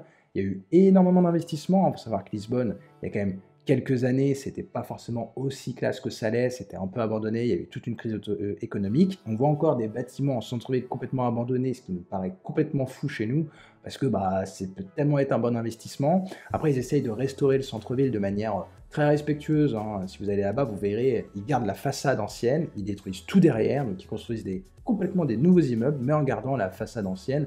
Et ça, c'est quand même hyper joli. Enfin bref, vraiment, Lisbonne, c'est une ville coup de cœur. C'est une ville aussi où il y a plein de digital nomades, plein de freelance, etc. Il y a plein d'entrepreneurs. Alors pendant un moment, c'était un peu la capitale de la crypto-monnaie en Europe, mais là, vu que la crypto-monnaie, c'est un peu cassé la figure, bah, il y a plus grand monde qui parle de crypto-monnaie à Lisbonne. Mais voilà, il y a quand même beaucoup d'entreprises, il y a beaucoup de startups, etc. Et c'est vraiment une ville qui est très très cool. Malheureusement, c'est vrai que nous, quand on est arrivé, en fait, on avait regardé des vidéos YouTube et en fait, c'était des vidéos YouTube qui parlaient un peu des prix d'il y a 2-3 ans, quoi. Et c'est vrai qu'en fait, on se dit 2-3 ans, c'est pas non plus très très long. Bon, bah, au final, quand on est arrivé à Lisbonne et qu'on a commencé, donc on avait loué un petit Airbnb, bah, finalement, on a commencé à regarder les sites de petites annonces pour chercher un appartement. Et là, ça a été un peu la douche froide parce que les prix avaient drastiquement augmenté. Alors, ce qu'il faut comprendre, hein, quand même, c'est que le but, enfin, l'un des avantages, encore une fois, d'aller vivre au Portugal quand on est freelance français, c'est de se dire, alors, c'est pas le tiers-monde non plus le Portugal, mais c'est de se dire que la vie va être un peu moins chère que chez nous. Et c'est vrai que se dire que je pourrais vivre dans une ville de qualité comme Lisbonne pour le prix éventuellement d'une ville de province, d'une moyenne ville, on va dire, de province, comme nous on venait de Rouen en France, bah c'est top quoi. Enfin, si je peux avoir le même appartement qu'à Rouen mais à Lisbonne, clairement c'est le jackpot. Bon bah finalement ça n'a pas du tout été ça, c'était quand même beaucoup plus cher. Il faut aussi avoir quand même une conscience que forcément on s'attend aussi à ça. Pourquoi? En fait les loyers normalement dépendent un peu du niveau de vie des gens, hein. Forcément en France les loyers ils sont, voilà, ils sont de tel montant parce que bah, les salaires sont de tel montant. Le SMIC au Portugal, il est dans les 700 euros. Alors en France, aujourd'hui, un SMIC, il me semble que c'est 1 200 ou 1 300 euros. Donc forcément, on se dit que les loyers vont être quand même bien plus bas à Lisbonne. Mais en fait, le problème, c'est que Lisbonne, ça a attiré énormément d'étrangers. Voilà. D'ailleurs, quand vous vous baladez dans le centre-ville, vous entendez beaucoup plus parler anglais que portugais. Donc en fait, il y a les gens qui bossent qui sont portugais, hein, voilà, bon, qui n'a pas l'air malheureux. Mais après, les gens qui sont dans les cafés, etc. Alors, c'est aussi une ville très touristique, donc forcément, il y a beaucoup de touristes et c'est peut-être des gens qu'on entend le plus dans la rue, forcément. Mais ça parle beaucoup anglais. Bon, en plus, les Portugais sont quand même assez discrets, donc de toute façon, ils gueulent pas dans la rue non plus, mais c'est vrai qu'on les entend clairement moins. Du coup, ça a attiré beaucoup d'étrangers. Il y avait pendant longtemps le Golden Visa, donc si vous investissiez, voilà, par exemple, pour un Américain qui avait besoin d'un visa européen, s'il investissait, je crois, 500 000 dollars, il avait un visa à vie portugais, donc du coup, ce qui lui permettait après de, voilà, de se balader dans toute l'Europe grâce à ça, simplement en investissant un peu d'argent. Tout ça, c'est fini, mais du coup, ça a attiré beaucoup d'étrangers, et du coup, en fait, l'immobilier s'est mis au prix des étrangers. Donc, en fait, bah, c'est pas moins cher que chez nous. Au contraire, même, c'est plus des prix. Je crois que c'est pas au même prix que Paris quand même, Lisbonne, hein. Mais compte tenu du niveau de vie du pays, normalement, globalement, ça devrait être beaucoup moins cher. Là, c'est vraiment très cher et nous, on a été choqués par les prix. Globalement, si vous voulez un appartement vraiment correct, voilà, à Lisbonne, il va falloir au moins, je pense peut-être pas au moins, tout va dépendre aussi de votre situation, mais peut-être au moins 2 000 € je dirais par mois le loyer pour avoir quelque chose de vraiment bien avec de l'espace, d'avoir 2 chambres, un bureau, quelque chose, enfin voilà, quelque chose de correct et pas forcément du hyper récent, du gros standing, hein. Voilà, moi pour avoir parlé avec des gens, ils m'expliquaient un peu leur logement, ils payaient un peu plus de 2 000 €. Ils avaient un assez grand appartement, mais par contre voilà, il était un peu vieux, c'était pas non plus, l'éclate, en termes de déco. Après, bien entendu, vous allez vouloir louer éventuellement du meublé, du pas meublé, hein. Bon, après à Lisbonne, vous avez évidemment, IKEA et cetera. Vous pourrez vous meubler, mais quand on sait pas trop si on va vivre là, si on va déménager après et cetera, bah, c'est quand même pas mal de louer du meublé. Mais voilà un peu, la douche froide, sur Lisbonne et justement pour vous montrer aussi avec quel site est-ce que vous pourriez déjà commencer à faire votre étude de marché, le site qui est, de petites annonces, hein, chez nous c'est Le Bon Coin, mais en fait le site de petites annonces, qui fait référence, voilà, sur lequel il y a tout au Portugal, c'est Idealista. Donc en plus c'est honnêtement c'est un site de petites annonces, immobilières seulement, c'est 1 milliard de fois mieux que, Le Bon Coin. Franchement, je ne comprends pas que Le Bon Coin, ça marche et qu'ils mettent pas enfin, c'est vrai que ouais, je me dis, là, avec l'argent qu'ils ont, ils pourraient quand même développer un truc bien. Par exemple, sur Idealista, mais c'est pas les seuls, hein, on a d'autres sites aussi d'annonces chez nous. En fait, vous pouvez faire une recherche en dessinant une carte, ce qui est quand même vachement bien, parce qu'en fait, une grande ville comme Lisbonne, il y a des quartiers cool, il y a des quartiers que vous voulez pas du tout. Si vous mettez juste Lisbonne comme on peut faire sur Le Bon Coin, bah, en fait, vous allez voir plein d'annonces dans des quartiers qui vous intéressent pas. Là, vous pouvez dessiner. Là, ici, vous voyez, moi, j'ai dessiné la carte. D'ailleurs, ça, c'est mon ressenti, là, c'est vraiment les bons quartiers, en clair de Lisbonne. Après, il faut y aller, il faut visiter pour voir quel quartier vous correspond le mieux, mais en clair, ça, c'est les quartiers qui sont les plus chers, hein, clairement, mais c'est aussi parce que c'est les meilleurs. Enfin, vous pouvez tout faire à pied. Bon, Belém, à pied, c'est plus compliqué, mais il y a le tram ici sur cette pointe. Mais ici, tout ici, en fait, c'est une ville sur laquelle on peut tout faire à pied. Et ça, c'est quand même plutôt cool. Mais du coup, bah voilà, là, vous voyez, alors, il faut savoir aussi qu'au Portugal, nous, on parle de T1, T2, T3. T1 pour nous, c'est qu'il y a une pièce, donc c'est un studio. T2, c'est-à-dire il y a un salon, une chambre. En fait, au Portugal, le salon ne compte pas. Donc en fait, un studio, c'est T0 au Portugal, et donc T1, c'est-à-dire que c'est une chambre.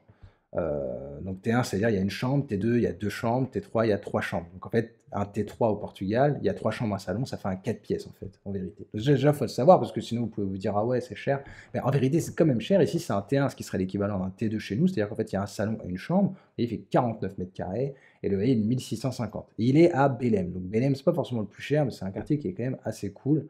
Bon, après, voilà, forcément, là, c'est quand même un gros appartement de 150 mètres carrés, il est à 3 000 euros. Bon, après, là, on est sur des appartements, je pense qu'il faudrait mettre des filtres, hein, évidemment, vous pouvez mettre plein de filtres, donc admettons, on cherche max 60 mètres carrés. Voilà, donc vous voyez à peu près les devis. Bon, vers Belém, c'est un peu moins cher, mais vous voyez, ça, c'est un studio. Et nous, typiquement, on a loué, en fait, quand on est arrivé, c'est surtout qu'on a trouvé, on était un peu en panique au bout d'un moment, parce qu'on trouvait rien de top top, hein. Alors, à Lisbonne, parfois, c'est un peu comme à Paris, vous faites la queue dehors pour certains apparts. En fait, on a réussi à louer un appartement, donc c'était un studio, il faisait genre 15 mètres carrés, mais ils avaient mis une petite cloison en placo pour faire une chambre, mais une chambre où il n'y avait pas de fenêtre. Donc en fait, en vérité, d'ailleurs, chez nous, en France, ça ne compterait pas pour une chambre. Moi, je sais pas si là-bas, ça comptait vraiment comme une chambre, mais en vérité, vous pouviez fermer la porte. Mais en vrai, c'était un studio, hein. Et c'était 750 euros. Après, c'était dans un super quartier, certes. Il faut savoir que je crois qu'on est resté 8 mois dans cet appartement. On a rendu l'appartement pour déménager à la campagne. Et on l'a vu, notre appartement remis, donc au bout de 8 mois. Je crois ils avaient tenté de le louer 1150 euros par mois. Donc pour un studio, c'est quand même un truc de ouf, hein, clairement. Puis prendre 400 euros par mois de loyer en 8 mois, ça fait quand même une sacrée inflation. Bon, après, je crois qu'il avait rebaissé à 950 quand même, et ils l'ont loué à 950 sans problème. Donc, et on l'a lâché, l'appartement, il y a peut-être 8 mois. Donc là, si aujourd'hui il se remettait sur le marché, ça se trouve, il serait peut-être vraiment à 1150 euros par mois, hein. Donc là, vous voyez, un 2 pièces, 2 000 euros, bon, c'est pas mal, hein. Bon, puis c'est du meublé, ça peut être dans des quartiers assez cool, vous voyez. Il y a beaucoup de Airbnb qui se remettent un peu en location longue durée, donc ça peut être plutôt pas mal. Si vous voyez, c'est 1300 euros pour un studio de 43 mètres carrés, bon, qui sont pas mal, hein. Par contre, ce qu'il faut bien avoir aussi conscience, c'est qu'il y a beaucoup de logements, ça c'est aussi une information importante au Portugal, qui n'ont pas de chauffage. Ça déjà, il faut le savoir. Et l'hiver, il peut faire froid en fait, hein. Il va pas geler comme chez nous, mais quand même. Donc, voilà, Lisbonne, clairement, pour nous, ça a été un peu la douche froide. Alors là, regardez déjà les apparts. Si pour vous, les prix sont OK, mais vaut mieux regarder avant, hein. Et regardez bien dans quels sont les bons quartiers où vivre à Lisbonne, et faites une recherche sur Idealista. C'est vraiment qu'il y a toutes les annonces, hein. Il y a Le Bon Coin et tout, il y a d'autres sites, mais globalement, en fait, vous n'allez pas avoir toutes les annonces. C'est comme en France, même si Le Bon Coin, le site, il est pourri, en vrai, vous savez que sur Le Bon Coin, vous avez tous les biens, vous allez tomber, enfin, vous n'allez pas passer à côté de quelque chose. Bon là, Idealista, la chance, c'est que le site est bien et du coup, il y a tout. En plus, vous pouvez avoir des messages préfets envoyés aux propriétaires quand vous les contactez. Ah, je ne suis pas connecté à mon compte, mais vous avez une application aussi. Vous pouvez mettre des biens en favoris, puis les recontacter plus tard. Ça vous dit d'ailleurs le bien qui est en favori si, bah, même admettons dans un an, il est remis en location, hop, ça va vous envoyer un message. Enfin, vraiment, le site est trop bien et c'est là où il y a le plus d'annonces. Donc, moi, je pense que, enfin, regardez Idealista. S'il y a un truc qui est, enfin, tout ce qui est sur Idealista, vous le retrouverez partout ailleurs. Donc, là, vous êtes sûr. Et puis, du coup, regardez les bons quartiers qui vous plairaient. Peut-être allez-y déjà une semaine. Nous, c'est vrai que franchement, on connaît Lisbonne comme notre poche, que je crois qu'on a fait à peu près toutes les rues, malgré que enfin, du centre-ville. Et voyez les quartiers qui pourraient vous plaire, en sachant que ça monte quand même beaucoup. Pour nous, le quartier qui était le plus sympa pour nous, c'était Principe et Réal. C'est vraiment le plus cher aussi. Mais voilà. Et après, regardez d'abord les prix et au moins, voilà, vous saurez que bah, pour un 50 mètres carrés, dans tous les cas, il faudra que vous veniez sur place pour louer, hein. C'est peut-être compliqué de faire une location à distance, mais voilà, vous serez préparé au niveau des prix. Et regardez bien, parce que là, vous regardez peut-être cette vidéo, peut-être que je l'ai publiée il y a un an, il y a 2 ans, peut-être que les prix vont avoir évolué. Peut-être même qu'ils vont avoir baissé, peut-être que vous aurez, entre guillemets, de la chance, il y aura une crise immobilière et les prix vont baisser à Lisbonne. Tant mieux pour vous, mais vérifiez bien les prix dans les quartiers. Parce que si vous regardez au Lisbonne au global, il y a des quartiers aussi pas chers, et du coup, vous allez vous dire, ah ouais, il y a quelques appartements qui ont l'air bien, je sais pas trop où il est. Ben non, regardez bien où ils sont les appartements, regardez bien les prix, parce qu'en fait, d'un quartier à l'autre, les prix peuvent complètement changer, parce que les quartiers peuvent aussi complètement changer. Donc après, alors où vivre à part Lisbonne? Alors justement, ça, je vous en ai parlé parce que du coup, après, on a déménagé dans la campagne en clair. Bon, ce qu'il faut comprendre déjà, c'est que ça va dépendre aussi de votre situation, aussi pareil pour les logements. C'est que si vous êtes tout seul en mode freelance et vous en fichez un peu, vous n'êtes jamais chez vous, peut-être que louer un tout petit studio dans le centre-ville, dans un bon quartier, ça va très bien vous aller. Après, c'est vrai que si vous êtes deux ou même bah, si vous avez des enfants, évidemment, là, vous allez avoir besoin d'un appartement beaucoup plus grand et plus c'est grand, plus ça va vous coûter cher. Après aussi, selon votre situation, c'est vrai que pour l'immobilier, ça dépend vraiment de chacun. Mais globalement, il faut bien comprendre que même si on dit que le Portugal, c'est un pays qui est très ensoleillé, c'est quand même l'océan Atlantique et c'est très humide. Ça n'a rien à voir en termes de climat avec l'Espagne, hein, même si c'est à côté. Bon, malgré tout, c'est un petit pays. Donc, bah, déjà, vous pouvez aller y faire un tour. Mais globalement, si ce que vous voulez, c'est les 300 jours de soleil qu'on nous vend hein, quand on nous parle du Portugal. Alors, il y a des années, toutes les années ne sont pas pareilles, évidemment. Faut regarder Lisbonne et au sud de Lisbonne. Inutile de regarder au nord de Lisbonne. Nous, on était vers le centre ici, à peu près par là, un peu au sud de Coimbra, qui est une très grande ville. Euh, et franchement, on a eu un hiver très froid avec énormément d'humidité. J'ai eu des retours de personnes qui sont plus vers Braga, au nord du Portugal. Il y a eu de la pluie de dingue, c'est la Normandie en fait. Le nord du Portugal, c'est la même météo que la Normandie, hein. Il peut pleuvoir l'été, comme ça. Alors, il y a des jours où il fait beau, hein, mais c'est pas l'Espagne, c'est l'océan Atlantique, hein. C'est comme le Pays Basque, hein, si vous voulez, dans le sens où, même si c'est le sud, etc., et quand on connaît pas, on s'imagine que c'est du soleil tout le temps. C'est pas du soleil tout le temps. Donc, si vous cherchez évidemment bah, que du soleil, clairement éliminé au nord de Lisbonne, bon, peut-être un peu au nord, mais un tout petit peu au nord de Lisbonne, mais regardez pas le nord du Portugal, regardez Lisbonne et le sud. Et après, voilà, parmi les endroits sympas, et moi, du coup, mon conseil, ce serait déjà que vous alliez faire un petit tour au Portugal. Alors, j'ai pas tout visité, évidemment, mais ça, c'est ce que je vous explique un peu dans l'article. Moi, une de mes régions coup de cœur, ça a été clairement l'Algarve. Donc, l'Algarve, en fait, c'est ce qu'il y a de plus au sud du Portugal. Alors, j'ai pas fait les îles aussi, d'ailleurs, j'ai pas pensé, mais les îles aussi peuvent peut-être être sympas, Madère, etc. Mais bon, là, pour parler vraiment de la métropole, on va dire, portugaise. Vraiment, là, l'Algarve, c'est toute cette côte-là, c'est vraiment une côte magnifique, c'est vraiment incroyable. Il y a une ambiance vraiment sympa. Alors, c'est très touristique, c'est un peu bétonné par rapport. Voilà, certains disent que c'est pas très authentique. Alors, c'est vrai que c'était une région qui n'était pas très développée avant le tourisme, donc il y a moins de vieux bâtiments, etc. Mais c'est un endroit très agréable. Moi, on m'a dit que c'était très bétonné. Alors, c'est vrai que si vous faites les grosses villes, Faro ou Portimao, c'est très bétonné. Alors, beaucoup de digital nomades à Portimao, mais moi, j'ai pas trop aimé cette ville. Par contre, j'ai bien kiffé Lagos, hein. Donc, attention, il y a aussi une ville qui s'appelle Lagos en Afrique. Là, c'est Lagos au Portugal, qui est vraiment très cool. Après, c'est pas des très grosses villes, hein. Voilà, c'est pas Lisbonne.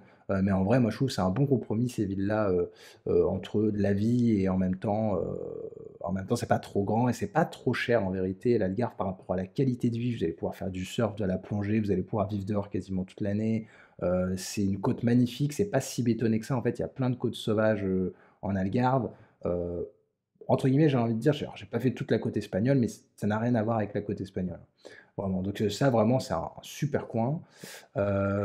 Aussi, si vous aimez les villes et que une grande ville, Coimbra, c'est quand même assez sympa. Alors, je vais pas parler de Porto parce que parmi les grandes villes du Portugal, en fait, vous avez, bah, du coup, Lisbonne, évidemment.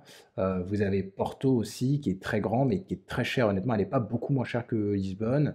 Vraiment, c'est cher et vous allez avoir beaucoup de pluie. Donc, bon, sauf si vraiment vous aimez pas le soleil.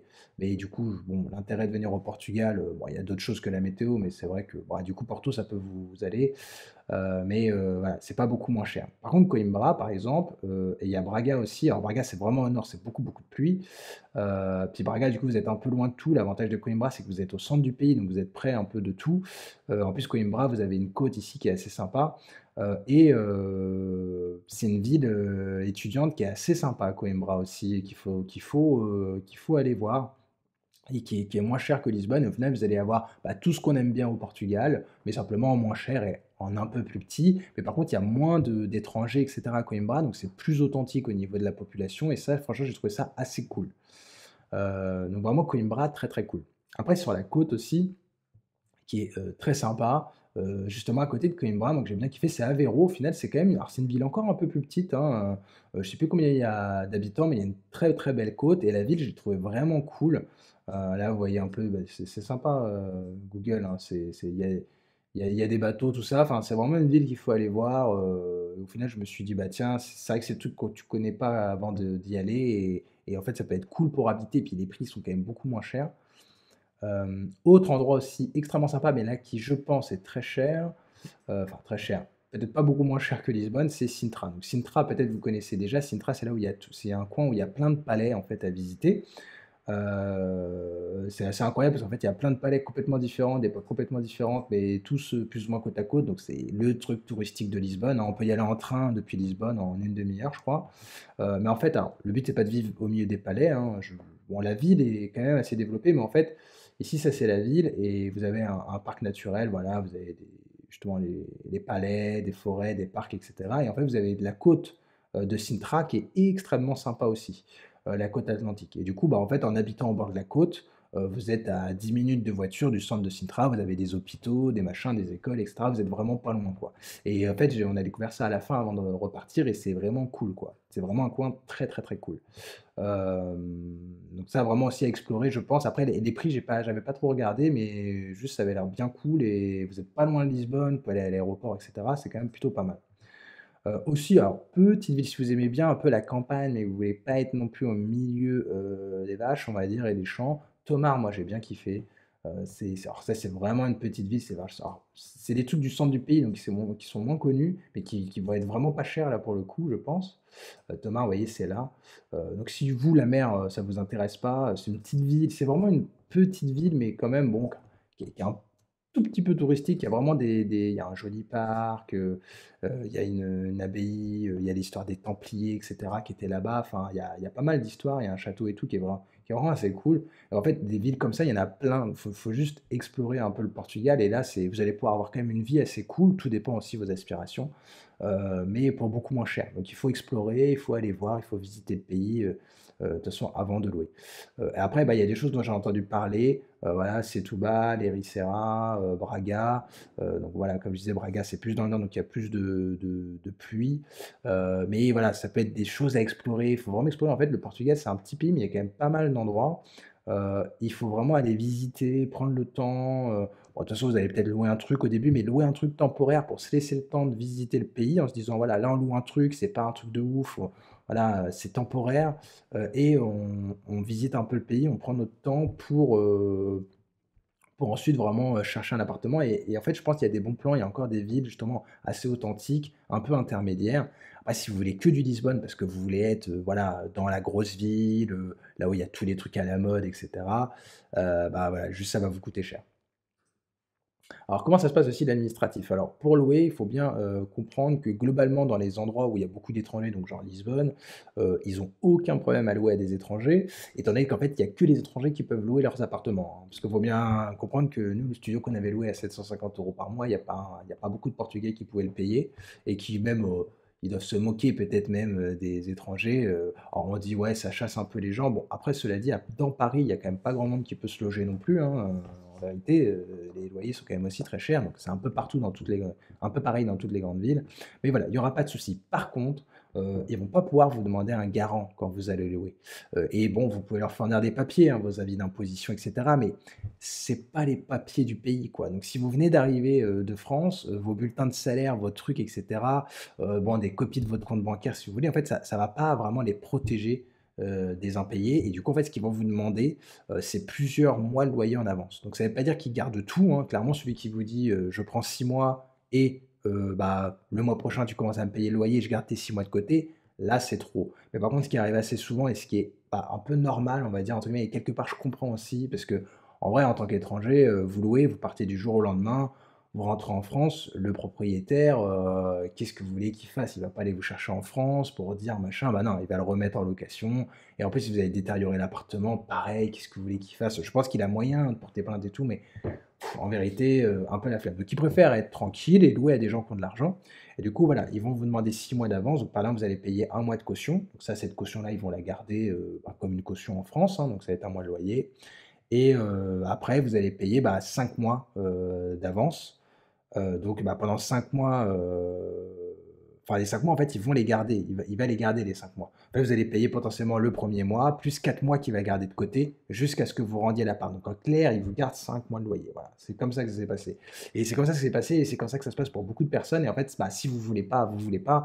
Mais honnêtement, vous risquez un peu de galérer, vous risquez un petit peu de galérer pour louer un appartement. Parce que, bah, en fait, il y a des gens qui vont dire oui, donc si vous vous dites non, il y a tellement de demandes dans certains secteurs, que, forcément, voilà, si vous voulez rassurer le propriétaire, vous êtes obligé de faire ça. Il y a même pour des trucs de ouf, des bons plans, j'ai un agent immobilier qui m'a dit que lui, quand il était arrivé, il avait payé 1 an de loyer d'avance. Voilà, il avait payé 1 an et comme ça après, le propriétaire, il était OK. Donc faut rassurer les gens, c'est pas si simple, hein, de louer à quelqu'un qui, mine de rien, vient d'un autre pays. Donc voilà, après au niveau administratif, il faut savoir les petites différences qu'il peut y avoir. Alors, moi je vous recommande pas, mais bon, de toute façon c'est logique de ne pas recommander ça, mais il y a aussi de la location qui se fait au black, hein, de la main à la main, donc ça je ne le recommande pas. Au Portugal, c'est quand même très surveillé. Bon, c'est surtout le propriétaire qui peut avoir des problèmes, mais le locataire, je crois, peut en avoir aussi. En fait, tous les mois, quand vous allez verser, votre loyer, en fait, sur le portail des impôts, le propriétaire va pouvoir générer, un Recibo Verde, ça s'appelle et en fait, c'est une quittance de loyer et ça, du coup, bah, déjà, vous, les impôts, ils vont vous envoyer un mail pour vous dire qu'il y a eu ça qui a été créé. Donc les impôts savent que vous avez payé un loyer, donc ça peut être important pour plein de raisons. Et puis, bah, le propriétaire, voilà, ça vous met une preuve comme quoi vous avez un contrat de location. Alors il va quand même vous fournir un contrat, hein, quand vous allez, comme chez nous, en bail de location, avec donc faut bien traduire et voilà, regarder les conditions et cetera, quand même faire un peu attention. Mais voilà un peu comment ça se passe pour payer les loyers. Il n'y a pas d'assurance habitation obligatoire. Chez nous, en France, quand on loue un appartement, le propriétaire, le jour de l'entrée dans les lieux où vous prenez les clés, vous devez avoir une assurance habitation. Ça existe des assurances habitation au Portugal, hein, mais c'est pas obligatoire. Le propriétaire va pas vous le demander. Alors après, est-ce qu'il vaut mieux si vous mettez des biens de valeur, s'assurer? Moi, j'avoue que je l'ai pas fait parce qu'en vrai, on n'avait pas de biens de valeur et mais bon, je sais pas si c'est un bon conseil. Renseignez-vous là-dessus parce que ça, j'avoue que je sais pas. C'est peut-être mieux quand même de trouver une assurance habitation peut-être au Portugal. Alors après, est-ce que c'est le propriétaire qui a assuré le logement et du coup, en cas de dégâts dans le logement, c'est l'assurance du propriétaire qui va couvrir? Peut-être, mais voilà, renseignez-vous bien là-dessus, mais en tout cas, c'est pas obligatoire, ça, faut le savoir. Les propriétaires vont pas vous le demander. Donc c'est ça au niveau de l'administratif, il y aura pas grand-chose, hein, pièce d'identité, votre numéro fiscal portugais, et puis de l'argent, en fait, hein. Clairement, c'est ça, de toute façon. Et alors oui, la question de l'achat, parce que ça, j'en ai parlé aussi, dans l'article, parce que là, je parle de location et cetera. Peut-être que vous, bah, vous êtes hyper chaud d'aller vivre, au Portugal et vous dites: «Moi, de toute façon, je vais acheter». Peut-être aussi que vous avez déjà une maison au Portugal et que vous, bah, enfin, en France, pardon et vous vous dites: «On va déménager au Portugal et du coup, on revendra la maison» et en fait, bah, avec le prix d'un bien en France, bah, normalement, vous pourriez vous acheter une maison, au Portugal, hein, clairement, c'est quand même un peu moins cher. Alors nous, parce que nous, très vite, quand on est arrivé à Lisbonne, on s'est dit: «Vu les prix des loyers, ça vaudrait peut-être plus le coup, d'acheter directement, et puis de se dire, au pire, même si on ne reste que 5 ans au Portugal, quand on repartira, bah, on le louera en Airbnb», parce que Lisbonne, c'est une ville qui est super et forcément, ce sera pas un mauvais investissement d'acheter dans cette ville. Alors, l'achat au Portugal, c'est certainement très bien, mais il faut le faire avant d'arriver au Portugal. C'est-à-dire que si là vous êtes en France, que vous avez un CDI, un salaire, quelque chose que vous avez la possibilité d'aller voir une banque française pour faire un crédit en France avec un taux, alors là les taux ont augmenté, mais avec un taux français pour acheter au Portugal une résidence secondaire, bah faites-le. Ce sera mieux. Ah bien entendu, si vous voulez vendre votre bien, en France et cetera, ça va être un peu compliqué. Mais en fait, la problématique, une fois que vous êtes au Portugal et nous, c'est ça qui nous a refroidi et l'histoire nous a donné raison, donc je vous parle de ça, c'était il y a 2 ans, hein, donc il n'y avait pas eu encore, la guerre en Ukraine et toute l'inflation et l'augmentation des taux qu'il y a. C'est qu'en fait, au Portugal, les crédits immobiliers, c'est à taux variable. Donc c'est-à-dire qu'en fait, vous avez, alors je crois c'est possible d'avoir pendant les premières années un taux fixe, qui déjà les taux sont plus élevés qu'en France, hein. Mais voilà, au bout de, je crois, 4 ou 5 ans, les taux sont variables. Donc là, vu l'augmentation des taux, je pense qu'il y a certainement, voilà, de potentiels problèmes qui ont dû arriver à certaines personnes parce que, en fait, là, les taux étaient fixes, enfin, les taux bougeaient pas trop. Donc en vérité, entre guillemets, ceux qui avaient, je pense, des crédits immobiliers à taux variable au Portugal, le taux va varier pas énormément. Peut-être même qu'il variait à la baisse parce que les taux ont fait que de baisser, voilà, dans les 10 dernières années. Mais là, vu comment ils ont augmenté en France, j'ai pas regardé comment ça se passe au Portugal, mais à mon avis, il n'y a pas de magie, hein. Donc les taux ont dû, vu que c'est du taux variable, votre crédit immobilier, il a vachement augmenté. Donc au final, nous, on a laissé tomber. Je pense que le taux variable, c'est quelque chose qu'on a arrêté, ça a quand même créé des crises, c'est quelque chose qui est interdit en France. Je pense que c'est pas par hasard non plus, et donc je pense que c'est compliqué. C'est ça qui est compliqué. En plus, on peut s'endetter sur 40 ans carrément, donc imaginez bien les intérêts sur 40 ans. Alors, ça permet d'avoir des plus petites mensualités, mais il y a peut-être des gens qui ne remboursent même pas leurs prêts avant de partir, quoi. Donc c'est un peu spécial le crédit immobilier au Portugal. Et après, au niveau de l'administratif, du coup, on n'a pas trop poussé, mais il faut savoir que il y a un truc pour acheter au Portugal. Après, il y a plein de guides sur Internet, notamment Lisbob, le site, ce truc où j'ai lu quand même énormément d'informations sur le Portugal. Mais par exemple, vous allez être obligé de vous prendre un avocat, hein. En fait, là-bas, il y a un peu le système de notaire comme chez nous pour signer les trucs, attester. Mais en fait, là-bas, ils font pas du tout le travail que les notaires ils font chez nous pour s'assurer que tout est OK. Donc en fait, si vous faites juste comme ça, vous pouvez carrément vous faire arnaquer. Il y a beaucoup, par exemple, de maisons qui ont été bâties sans permis de construire et du coup, vous achetez et en fait, bah, la mairie, elle dit: «Ah bah ouais, bah, la maison, il y a pas de permis de construire. Tant pis, hein, que c'était l'ancien propriétaire, vous pouvez rien faire vous et bah, vous devez détruire la maison». Donc en fait, il vaut mieux avoir un avocat. Il y a des avocats spécialisés, en plus même qui parlent français, qui pourront justement vous aider dans toutes ces démarches pour éviter les erreurs. Donc voilà pour le logement au Portugal, hein. Donc globalement, ça peut très bien se passer. C'est simplement, soit il faut se préparer. Donc si vous voulez vivre à Lisbonne, il faut se préparer à des loyers un peu chers et surtout de bien regarder sur Idealista les loyers actuels dans les quartiers qui vous plairaient. Donc ne pas hésiter à regarder, déjà faire une présélection des quartiers sur internet ou à aller sur place pour visiter la ville et voir vraiment les quartiers qui vous plaisent, regardez les prix et après si c'est OK au niveau de votre budget, bah, go, c'est très bien, mais ne soyez pas surpris en arrivant sur place parce que les prix ont évolué, même si là, au moment où je fais la vidéo, c'est peut-être plus probable que les prix baissent, si vous la regardez dans 1 an ou 2 ans, que l'inverse. Mais on ne sait jamais, donc toujours regarder avant de partir. Après, ne surtout pas hésiter si, par exemple, bah, Lisbonne, vous, les grosses villes, ça ne vous intéresse pas ou vous vous dites: «Ouais, c'est beaucoup trop cher». Il y a plein de villes intermédiaires au Portugal qui sont très sympas, qui vont être beaucoup moins chères. Donc voilà, pareil, là, je pense qu'il faut aller visiter pour, se préparer.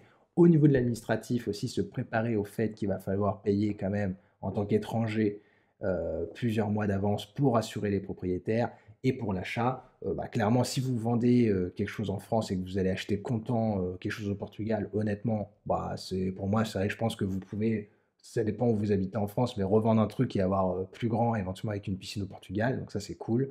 Mais sinon faire un crédit avant et sinon faire un crédit sur place, mais j'avais cherché, j'ai pas trouvé de solution avec un taux fixe et vu la situation actuelle, je pense que c'est, un peu dangereux. Donc là, normalement, vous avez toutes les informations pour bien, préparer tout ce qui est logement, lors de votre expatriation au Portugal. Alors Vous vous demandez peut-être un peu comment est-ce que ça va se passer, toutes les formalités administratives pour votre arrivée au Portugal. Alors, je vais tout vous détailler. Je vous ai déjà parlé du cabinet Weston Bridge. En fait, moi, il faut savoir que c'est Weston Bridge qui s'est occupé de tout de A à Z. Alors déjà, il y a une première chose qu'il faut faire au Portugal, c'est obtenir un NIF. En fait, c'est votre numéro fiscal, hein. C'est un peu comme, vous savez, sur le site des impôts en France, on a un numéro unique. En fait, ça, c'est vraiment le truc de base que vous devez avoir au Portugal et vous n'avez pas du tout besoin d'être résident. Mais si vous voulez faire des trucs enfin, pour tout ce qui est administratif au Portugal, en fait, on va vous demander ce numéro-là. C'est le truc de base, c'est le premier truc officiel qui vous rattache, vous, en tant que personne, à l'État portugais, et du coup, ça, il faut l'obtenir. Ça, normalement, on peut l'obtenir avant d'être sur place. Ça, le NIF, vous pouvez normalement le faire en ligne, et ça, Weston Bridge peut le faire. Il y a aussi des services en ligne qui permettent de l'avoir par des moyens peut-être parfois un peu détournés. Bref, moi, je me suis pas pris la tête, j'ai demandé à Weston Bridge de le faire. Il faut pas grand-chose, je sais plus exactement ce qu'il faut, mais vraiment, il faut pas grand-chose, il n'y a pas besoin de justificatif de domicile ou quoi que ce soit. Et vous avez un NIF. Alors, une fois que vous avez un NIF, ça fait rien. C'est simplement que derrière, ça va débloquer tous les autres trucs qu'il va y avoir à faire pour devenir résident fiscal, démarrer votre activité, etc. au Portugal. Le deuxième papier à avoir, et là par contre il faut être sur place, c'est le CRU, le Certificate for EU Citizen, donc bref, le certificat pour les citoyens européens. En fait, c'est un papier qui atteste que vous résidez au Portugal, et ça c'est vraiment le départ de votre changement de résidence justement. Donc en fait, pour ça, il faut avoir un logement, hein. Et alors là, ça va dépendre de chaque ville. Chaque ville en fait portugaise a ses règles. Par exemple, en fait, dans certaines villes, il va vraiment falloir avoir un bail de location, montrer vraiment que vous louez, avoir des quittances de loyer, etc., pour avoir ce papier-là. Donc ça peut être très long. Par contre, en tout cas au moment où moi j'y étais, à Lisbonne, ils en ont rien à faire. Vous avez juste, vous déclarez une adresse, vous n'avez aucun justificatif à mettre, donc vous mettez l'adresse de votre Airbnb quand vous arrivez, et ils vont vous fournir le papier. Donc il faut aller directement à la mairie de Lisbonne. Bon, les gens sont assez sympas, ça se passe assez bien, ils parlent anglais, tout ça, ça s'est très bien passé. Et ensuite, ils vont vous remettre ce CRU, du coup, qui va attester en fait que vous résidez, vous avez une adresse au Portugal. Donc après, bien entendu, tout ça, vous payez, mais il faudra le changer dès que vous aurez un vrai logement, bien entendu, avec un... Et d'ailleurs, ce sera important de le faire, moi je vous conseille de le faire, je pense que c'est bien d'être vraiment bien dans les règles dès que vous avez une vraie adresse, hein. Mais c'est peut-être plus simple de démarrer à Lisbonne pour si vous voulez démarrer vite votre changement de résidence fiscale. Donc à partir de là, vous allez pouvoir faire le changement de résidence fiscale. Déjà, Weston Bridge, avec ce document-là, ils vont pouvoir le faire au niveau du Portugal. Donc ils vont contacter les impôts, ils vont créer votre espace d'ailleurs sur les impôts, le portail des impôts, les Finanças, ça s'appelle du coup au Portugal, et ils vont dire voilà, maintenant c'est un nouveau résident fiscal au Portugal. Vous, au niveau de la France, hein, il faut savoir, pour le changement de résidence, vous allez pouvoir immédiatement après ça changer votre adresse de correspondance sur le portail des impôts français. Mais par contre, votre changement de résidence fiscale en France, le mieux sera d'appeler les impôts français, hein, si vous avez un prélèvement à la source ou quelque chose, mais sinon, en fait, ça va se passer lors de votre prochaine déclaration d'impôt sur le revenu. Quand vous allez déclarer, et là, bon, le mieux, c'est de regarder sur Internet ou de faire appel à un avocat fiscaliste en France, hein. Un petit heure de conseil, c'est pas toujours très cher, et au moins ça vous évite des erreurs. Mais du coup, c'est à la prochaine déclaration d'impôt, vous allez dire j'ai changé de résidence fiscale. Voilà, ça il faut le savoir. Donc ensuite, ce qui va se passer, c'est de devoir s'inscrire au NHR. Donc ça c'est pareil, tout ça c'est Weston Bridge qui s'en occupe. Donc ils vont s'inscrire pour que vous ayez 20% d'impôt, hein, comme je vous disais tout à l'heure quand je parlais de l'aspect justement fiscalité. Du coup, comme ça va vous permettre d'avoir les 20% d'imposition et pas être imposé comme avec le barème progressif de l'impôt du Portugal. Donc ça, évidemment, il faut quand même calculer si c'est rentable pour vous, mais si vous gagnez bien votre vie en tant que freelance, clairement, c'est très vite rentable d'avoir ce statut-là. Ensuite, il y a la déclaration de la micro-entreprise. Donc là, IDM, c'est Weston Bridge qui s'en est occupé. Donc, alors, c'est pas vraiment micro-entreprise, mais c'est l'équivalent au Portugal. Et du coup, ils vont vous déclarer, ils vont vous donner ensuite, ça va assez vite, hein, ils vont vous donner votre numéro de TVA intracommunautaire, ce qui vous permettra de facturer et tout à des clients en Espagne, enfin dans toute l'Union européenne, en fait, tout simplement. Et du coup, voilà, de travailler, de faire des factures, etc. Ensuite, vous avez l'inscription à la sécurité sociale, donc là c'est un peu plus long, et là pareil c'est Weston Bridge qui s'en est occupé, et du coup après vous avez un numéro de sécurité sociale, et c'est eux qui vont faire toutes les déclarations de chiffre d'affaires, etc. Donc au bout de 12 mois, hein, parce que comme je disais, il n'y a pas de charge sociale les 12 premiers mois avec le statut d'auto-entrepreneur du coup au Portugal, mais après, ils vont vous faire les déclarations, etc. Et c'est Western Bridge qui va vous générer les factures, parce qu'en fait, les factures, il faut les générer sur le portail des impôts, ce qui est pas mal, parce qu'au moins tout est... Enfin, du coup, c'est valable au niveau des impôts portugais, parce que c'est eux qui vous les génèrent, mais c'est un peu galère, le portail étant en portugais et tout. Donc en fait, vous pourrez, moi, c'est ce qu'il m'avait dit, générer des factures avec, pour vos clients avec un modèle que vous voulez sur Excel ou sur un logiciel en ligne, etc. Et peu importe, ils s'en foutent, eux, vous pourrez leur fournir vos factures à vous et eux, ils vont les remettre en mode sur le portail des Finanzas. Donc pour tout ça, donc voilà, je vous disais, simplement au niveau du coût, parce que tout ça évidemment c'est payant, mais je vais vous donner un peu les coûts que j'avais payés, voilà, Digital Nomad Setup, vous voyez, tac, étape au Portugal. Donc pour le NIF, ils m'ont facturé 125 €, ce qui est un peu cher, parce que sur internet j'ai trouvé moins cher. Et en vrai, le NIF d'ailleurs, c'est pas très compliqué à avoir. Je crois qu'il faut juste aller à la mairie, vous l'avez en 5 minutes, je crois, hein. Donc en vrai, là, j'ai un peu eu l'impression de me faire un peu douiller. Mais bon, voilà, après, c'est le prix de la tranquillité. Parfois, il vaut mieux sous-traiter des trucs. Le crew, bon, bah en fait, c'est vous qui vous déplacez. Donc eux, ils prennent juste le rendez-vous en ligne. Donc c'était 35 €. Mais après, c'est des trucs, une fois que vous les faites, vous vous dites, en fait, j'avais pas besoin d'eux, mais c'est vrai en toute honnêteté, quand vous partez et que vous savez pas comment faire, vous arrivez dans un pays étranger, bah, en fait, vous êtes bien content d'avoir quelqu'un qui vous explique, qui a pris rendez-vous, qui vous dit: «Bah, voilà, ça va se passer comme ça, vous allez y aller». Donc en vrai, c'est mérité. Mais c'est vrai que c'est en vérité, sachez que tout ça, vous pourriez le faire plus ou moins tout seul. Après le changement de résidence, bon là quand même, c'était 35 € et là, j'étais bien content que ce soit eux qui le fassent. Pour avoir le statut NHR, c'était 90 €. Pour démarrer la micro-entreprise, 60 € et pour s'enregistrer à la sécurité sociale, c'était 45 €. Donc au total et ça a dû augmenter parce que c'était il y a 2 ans, donc avec l'inflation, tout ça, ça a peut-être un petit peu augmenté, mais globalement, vous voyez, pour tout faire, pour vraiment tout faire, ça m'a coûté 390 €. Donc en vrai, c'est quand même pas grand-chose pour faire tout ça, hein, franchement, moi j'ai trouvé ça, vraiment assez cool. Donc là, ça vous donne une bonne idée un peu de combien ça peut coûter. Peut-être ça vous coûtera peut-être plus dans les 400 ou peut-être 500 €. Après, il y a quand même aussi toute la gestion comptable de Western Bridge. Et alors pour ça, maintenant, alors moi au début, ils n'avaient pas leur portail, mais maintenant ils ont un portail et du coup tout se passe en ligne, c'est plutôt pas mal. Alors je sais plus si j'ai mes factures, mais ouais, ici j'avais payé tout un truc pour gérer pour 1 an. C'était quoi? Ouais, tout ce qui est déclaration de TVA, c'était 140 € l'année.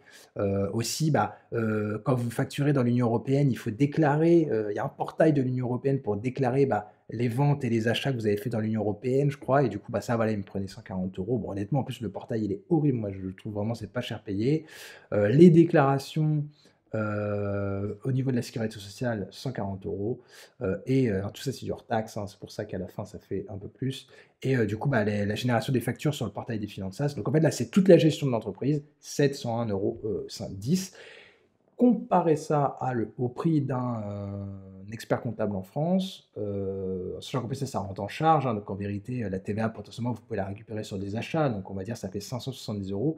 Comparez ça à un expert comptable en France. Alors, après voilà, il y a peut-être d'autres trucs aussi avec un expert comptable en France, mais enfin globalement, allez s'occuper de tout. Moi, j'avais rien à faire. Sécurité sociale OK, TVA OK, Union européenne OK, les factures OK, donc en vrai, c'était complètement OK et après ce que j'avais payé aussi, je crois c'est pour la déclaration, d'impôt, sur le revenu. Voilà donc, en fait, ils font ma déclaration d'impôt sur le revenu. Comme ça, c'est plus simple, c'était, voilà 70 € hors taxe, donc 86 €. Donc pas très cher au final pour 1 an, de gestion et du coup, ils s'occupent de tout. Donc là, ça vous donne une bonne idée, ça je ne l'ai pas dit, dans l'article donc, bah, ça vous donne un petit complément d'information qui, je pense, est important.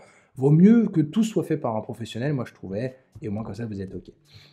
Et au niveau aussi, autre truc un peu administratif, donc pour la France, hein, c'est ce que je vous ai expliqué, hein, du coup, vous allez pouvoir changer votre adresse de correspondance. Bon, en vrai, c'est juste pour qu'ils vous envoient des courriers, mais ça permet de mettre date au niveau des impôts français, de dire, bah, vous voyez, à l'époque, j'avais changé mon adresse, j'avais mis au Portugal, mais surtout après, c'est sur votre prochaine déclaration d'impôt qu'il faudra mettre que vous avez changé de résidence fiscale.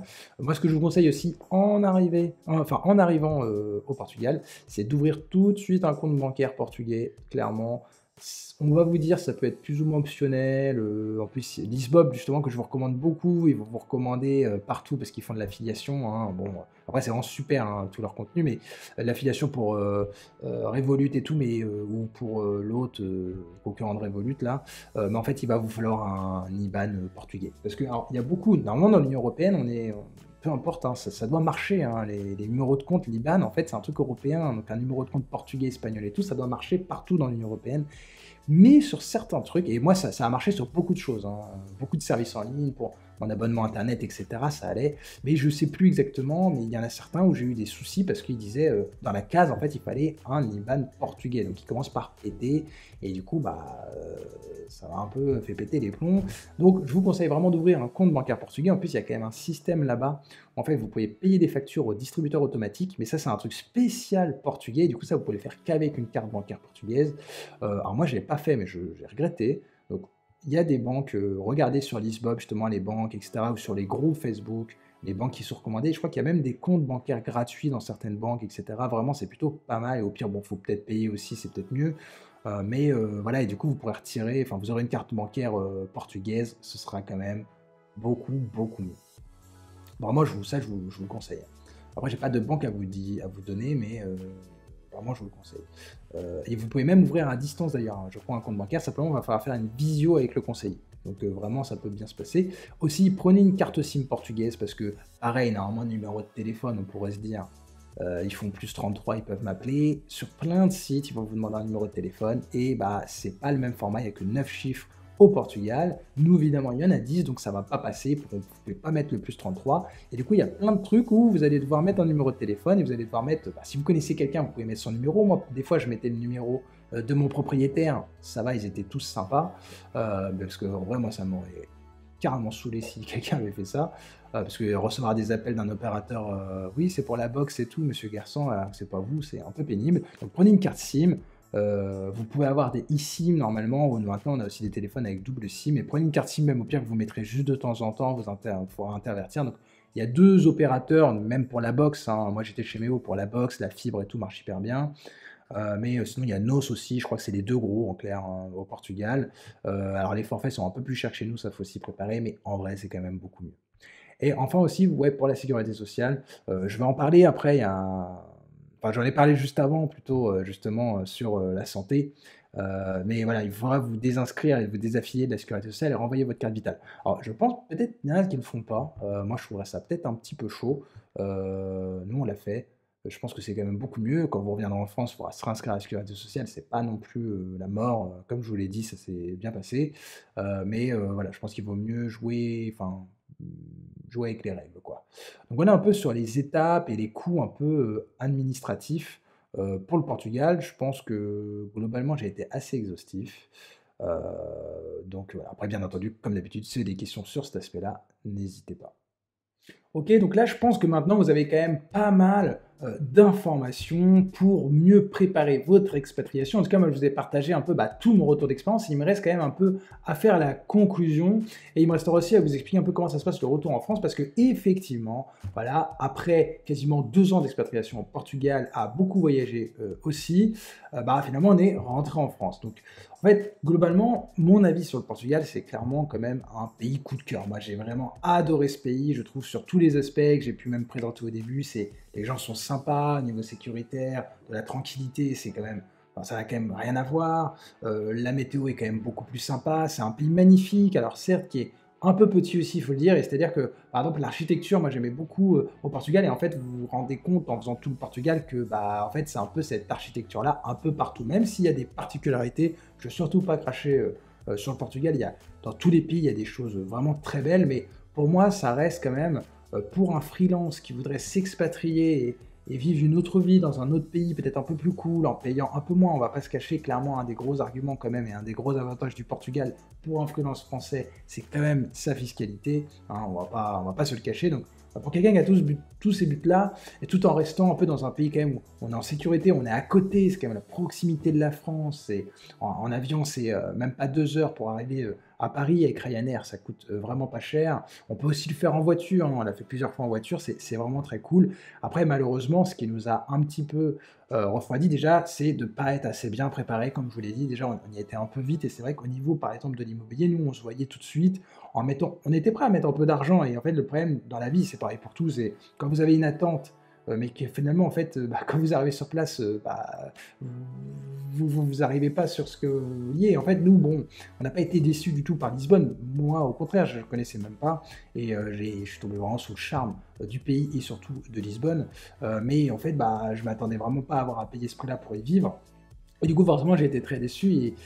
Peut-être on a fait un peu trop les radins aussi, c'est clair, et peut-être que si vous voulez être moins, vous aurez moins de problèmes, et tout dépendra aussi de votre situation. Mais si vous êtes prêt, si vous êtes préparé à payer ce prix-là, si vous voulez vivre à Lisbonne, vous êtes ouvert à aller plus loin, etc., et de sortir de Lisbonne, et que vous êtes préparé du coup moins cher, ou que par exemple vous voyagez tout seul, et voilà, du coup vous expatriez, vous voulez juste un petit logement, et vous verrez bien ce qui se passe, et puis de toute façon vous allez beaucoup voyager, bah, ça va très bien se passer. Honnêtement, il ne peut pas se passer grand-chose de mal. Et il y a aussi quand même la facilité de la langue. Alors, le portugais, honnêtement, voilà, non, très compliqué, mais au Portugal, tous les jeunes quasiment parlent anglais.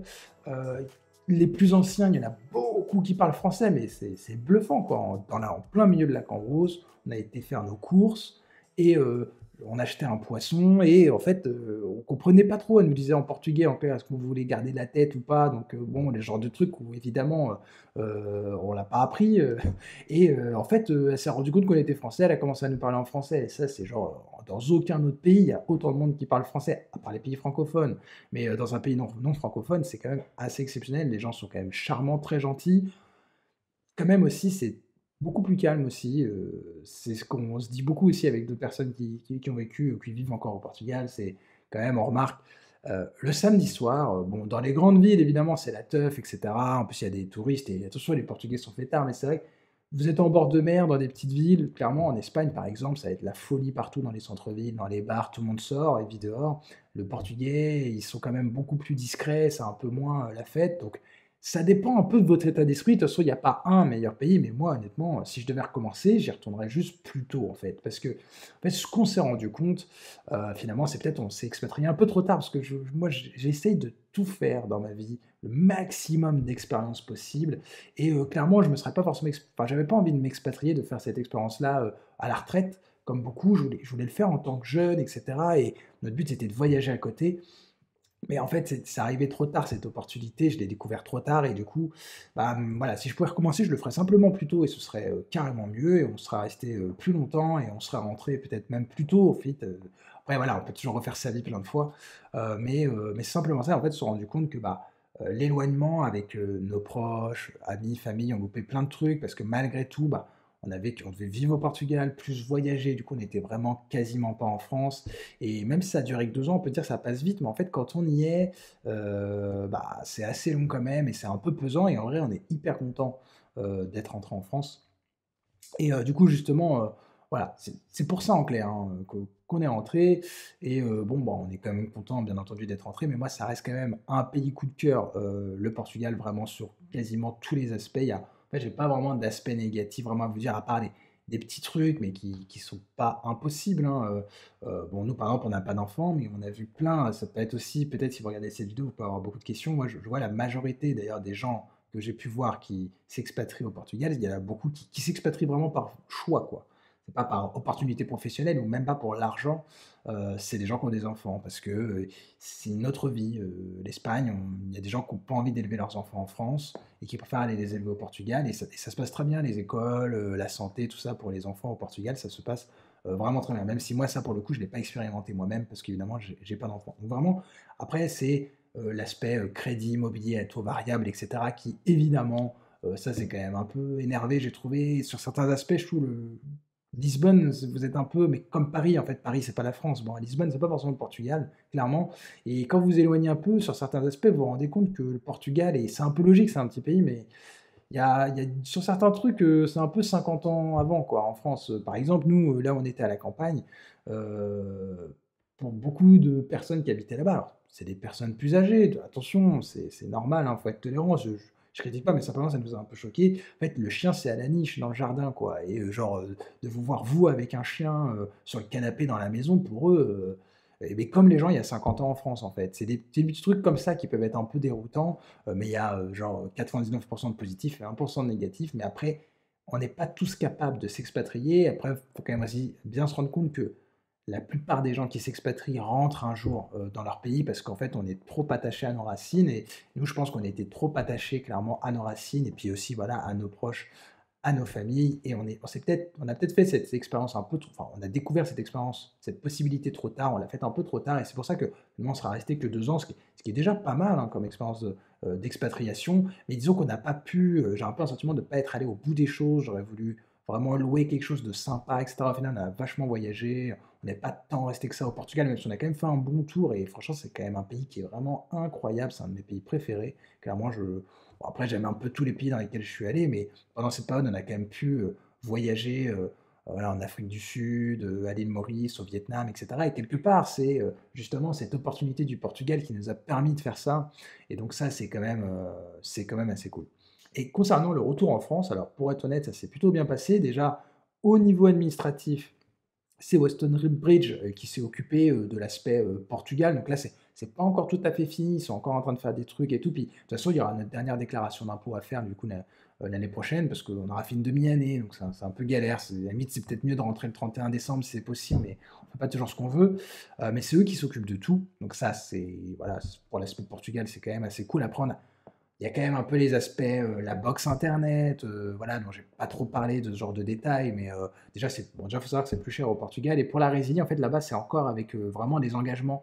Donc, en fait, nous, il nous restait plusieurs mois d'engagement sur la box internet. Et en fait, vraiment, apparemment, ils peuvent carrément vous embêter. Moi, je m'étais dit un peu, quelque part, je rentre en France, qu'est-ce qu'ils vont faire? Bon, mais au final, non, apparemment, ils sont un peu énervés et en fait, on a rendu notre appartement à notre propriétaire qui parlait français, qui était incroyablement gentil, mais tous nos propriétaires étaient tous incroyablement gentils, ça fait vraiment plaisir à voir. Bah, en fait, elle s'est occupée avec le nouveau locataire, que lui, il reprenne le contrat, etc. Elle s'est galérée et tout avec les services clients pour que ça se passe bien. Et voilà, donc ça s'est plutôt bien passé sur ce type d'aspect, mais c'est le genre de trucs qui peuvent être un peu pénibles, de résilier bah, l'électricité, etc., quand c'est dans un autre pays. Donc de toute façon, on a dû y retourner pour lâcher l'appart, faire enfin, l'état des lieux. Il n'y avait pas vraiment d'état des lieux, mais de rendre les clés, puis de faire les dernières paperasses. Et après, par contre, vis-à-vis de la France, bah, voilà, comment ça se passe le retour? Et ça, c'est ce que je vous explique un peu du coup dans l'article. Donc moi, j'avais anticipé déjà de recréer une société, parce que ce que je voulais évidemment en tant que freelance, vous rentrez en France, vous voulez pas avoir 6 mois où vous facturez plus, puisque vous avez quand même vos clients, vous travaillez, il faut que vous puissiez facturer vos clients. Donc, j'avais anticipé de créer une société, donc là je suis, en fait, avant de partir au Portugal, j'étais en entreprise individuelle, et puis c'est tout. Là, du coup, en France, voilà, j'ai voulu faire autrement. Je me suis fait appel à un expert comptable parce que j'avais des soucis en gérant moi-même ma comptabilité. Donc là, j'ai fait appel à un expert comptable pour créer une société et gérer toute la comptabilité de ma société en France pour qu'en fait, dès que je rentre, la date pile quasiment où je rentre, la société soit créée, que je puisse continuer en fait à bosser avec mes clients. J'ai juste besoin de leur dire j'ai changé de RIB en clair. Donc voilà un peu ce que j'ai fait, ça vous pouvez l'anticiper avant de rentrer. Évidemment, aussi tout ce qui est aspect sécurité sociale. Quand vous allez rentrer en France, en fait, alors si vous créez une entreprise comme moi, bah, en fait, vous allez être à la sécurité. Alors, c'est plus vraiment la sécurité sociale des indépendants, mais du coup, vous allez en créant une société, faire une déclaration à l'URSSAF, etc. Et bref, moi, ça s'est fait pas tout seul, mais j'ai reçu un courrier par la poste avec un formulaire à remplir à la Sécu pour m'inscrire.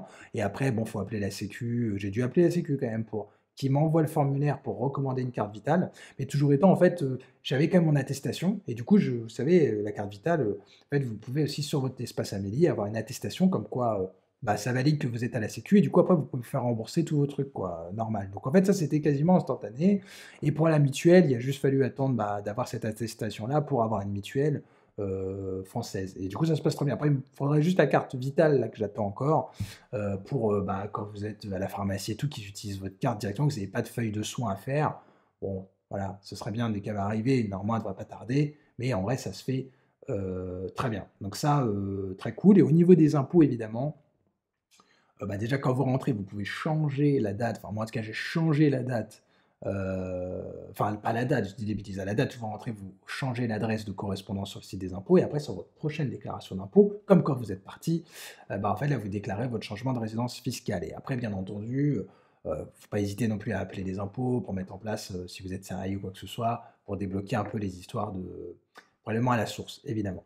Dans tous les cas, pour tout ce qui est impôt, moi, ce que je vous conseille, et ça fait une conclusion d'article un peu bof, je trouve, mais pour tout ce qui est fiscalité, si vous voulez être tranquille surtout, et là, encore une fois, c'est pas sponsorisé, hein, le lien n'est pas traqué ou quoi que ce soit, je vous conseille, pour que ce soit pour votre départ, pour être sûr que tout soit OK, de ne pas être embêté par les impôts français, hein, je vous conseille quand même de vous faire accompagner par un avocat fiscaliste, hein, c'est sa spécialité, avocat fiscaliste et notamment qui est spécialisé en fiscalité internationale. Et moi, je vous conseille l'avocat maître Marc Usan.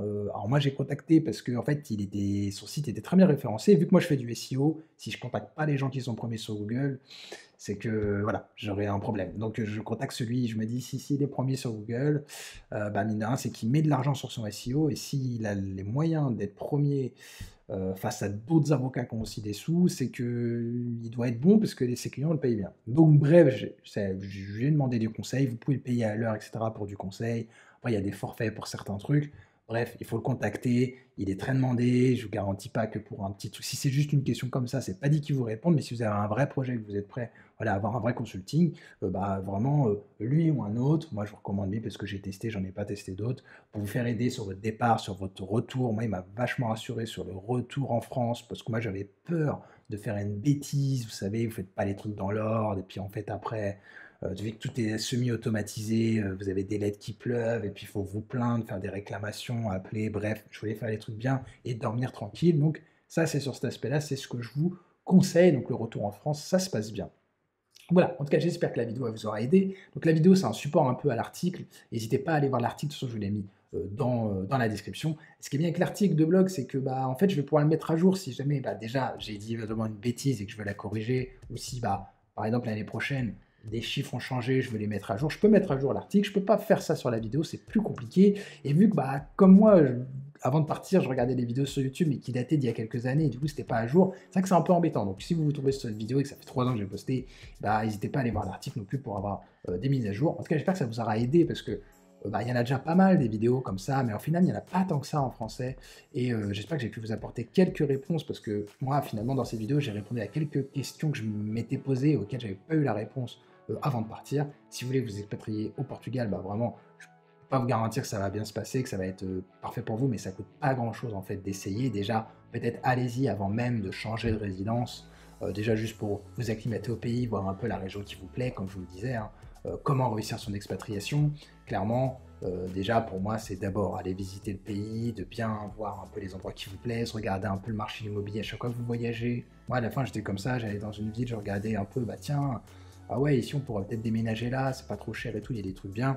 Et ça peut être cool. Évidemment, prendre des cartes SIM, compte en banque, vraiment prendre tous les trucs portugais pour être tranquille dès que vous arrivez. Et aussi, moi je pense qu'il peut être très important, c'est, alors une fois que vous êtes posé à un endroit, déjà, il faut savoir que ce qui est bien, par contre, c'est de déjà éventuellement prendre des contacts avec des groupes de francophones, parce que ça permet de se faire un réseau, c'est quand même plus simple entre français, entre guillemets. Moi, le but, c'est pas de rester en communauté, et je pense que le truc qui peut être bien, c'est de prendre des cours de portugais. Le portugais, c'est une langue, entre guillemets, un peu compliquée, à l'écrit qui ressemble à l'espagnol, mais à l'oral qui ressemble à aucune autre langue, donc très compliqué. Mais en vérité, je pense que pour s'intégrer dans un pays, c'est important. Donc, évidemment, si vous venez un peu comme moi j'ai pu le faire en mode on verra ce qui va se passer, je vais peut-être pas rester longtemps. Vous allez avoir la flemme de prendre des cours de langue.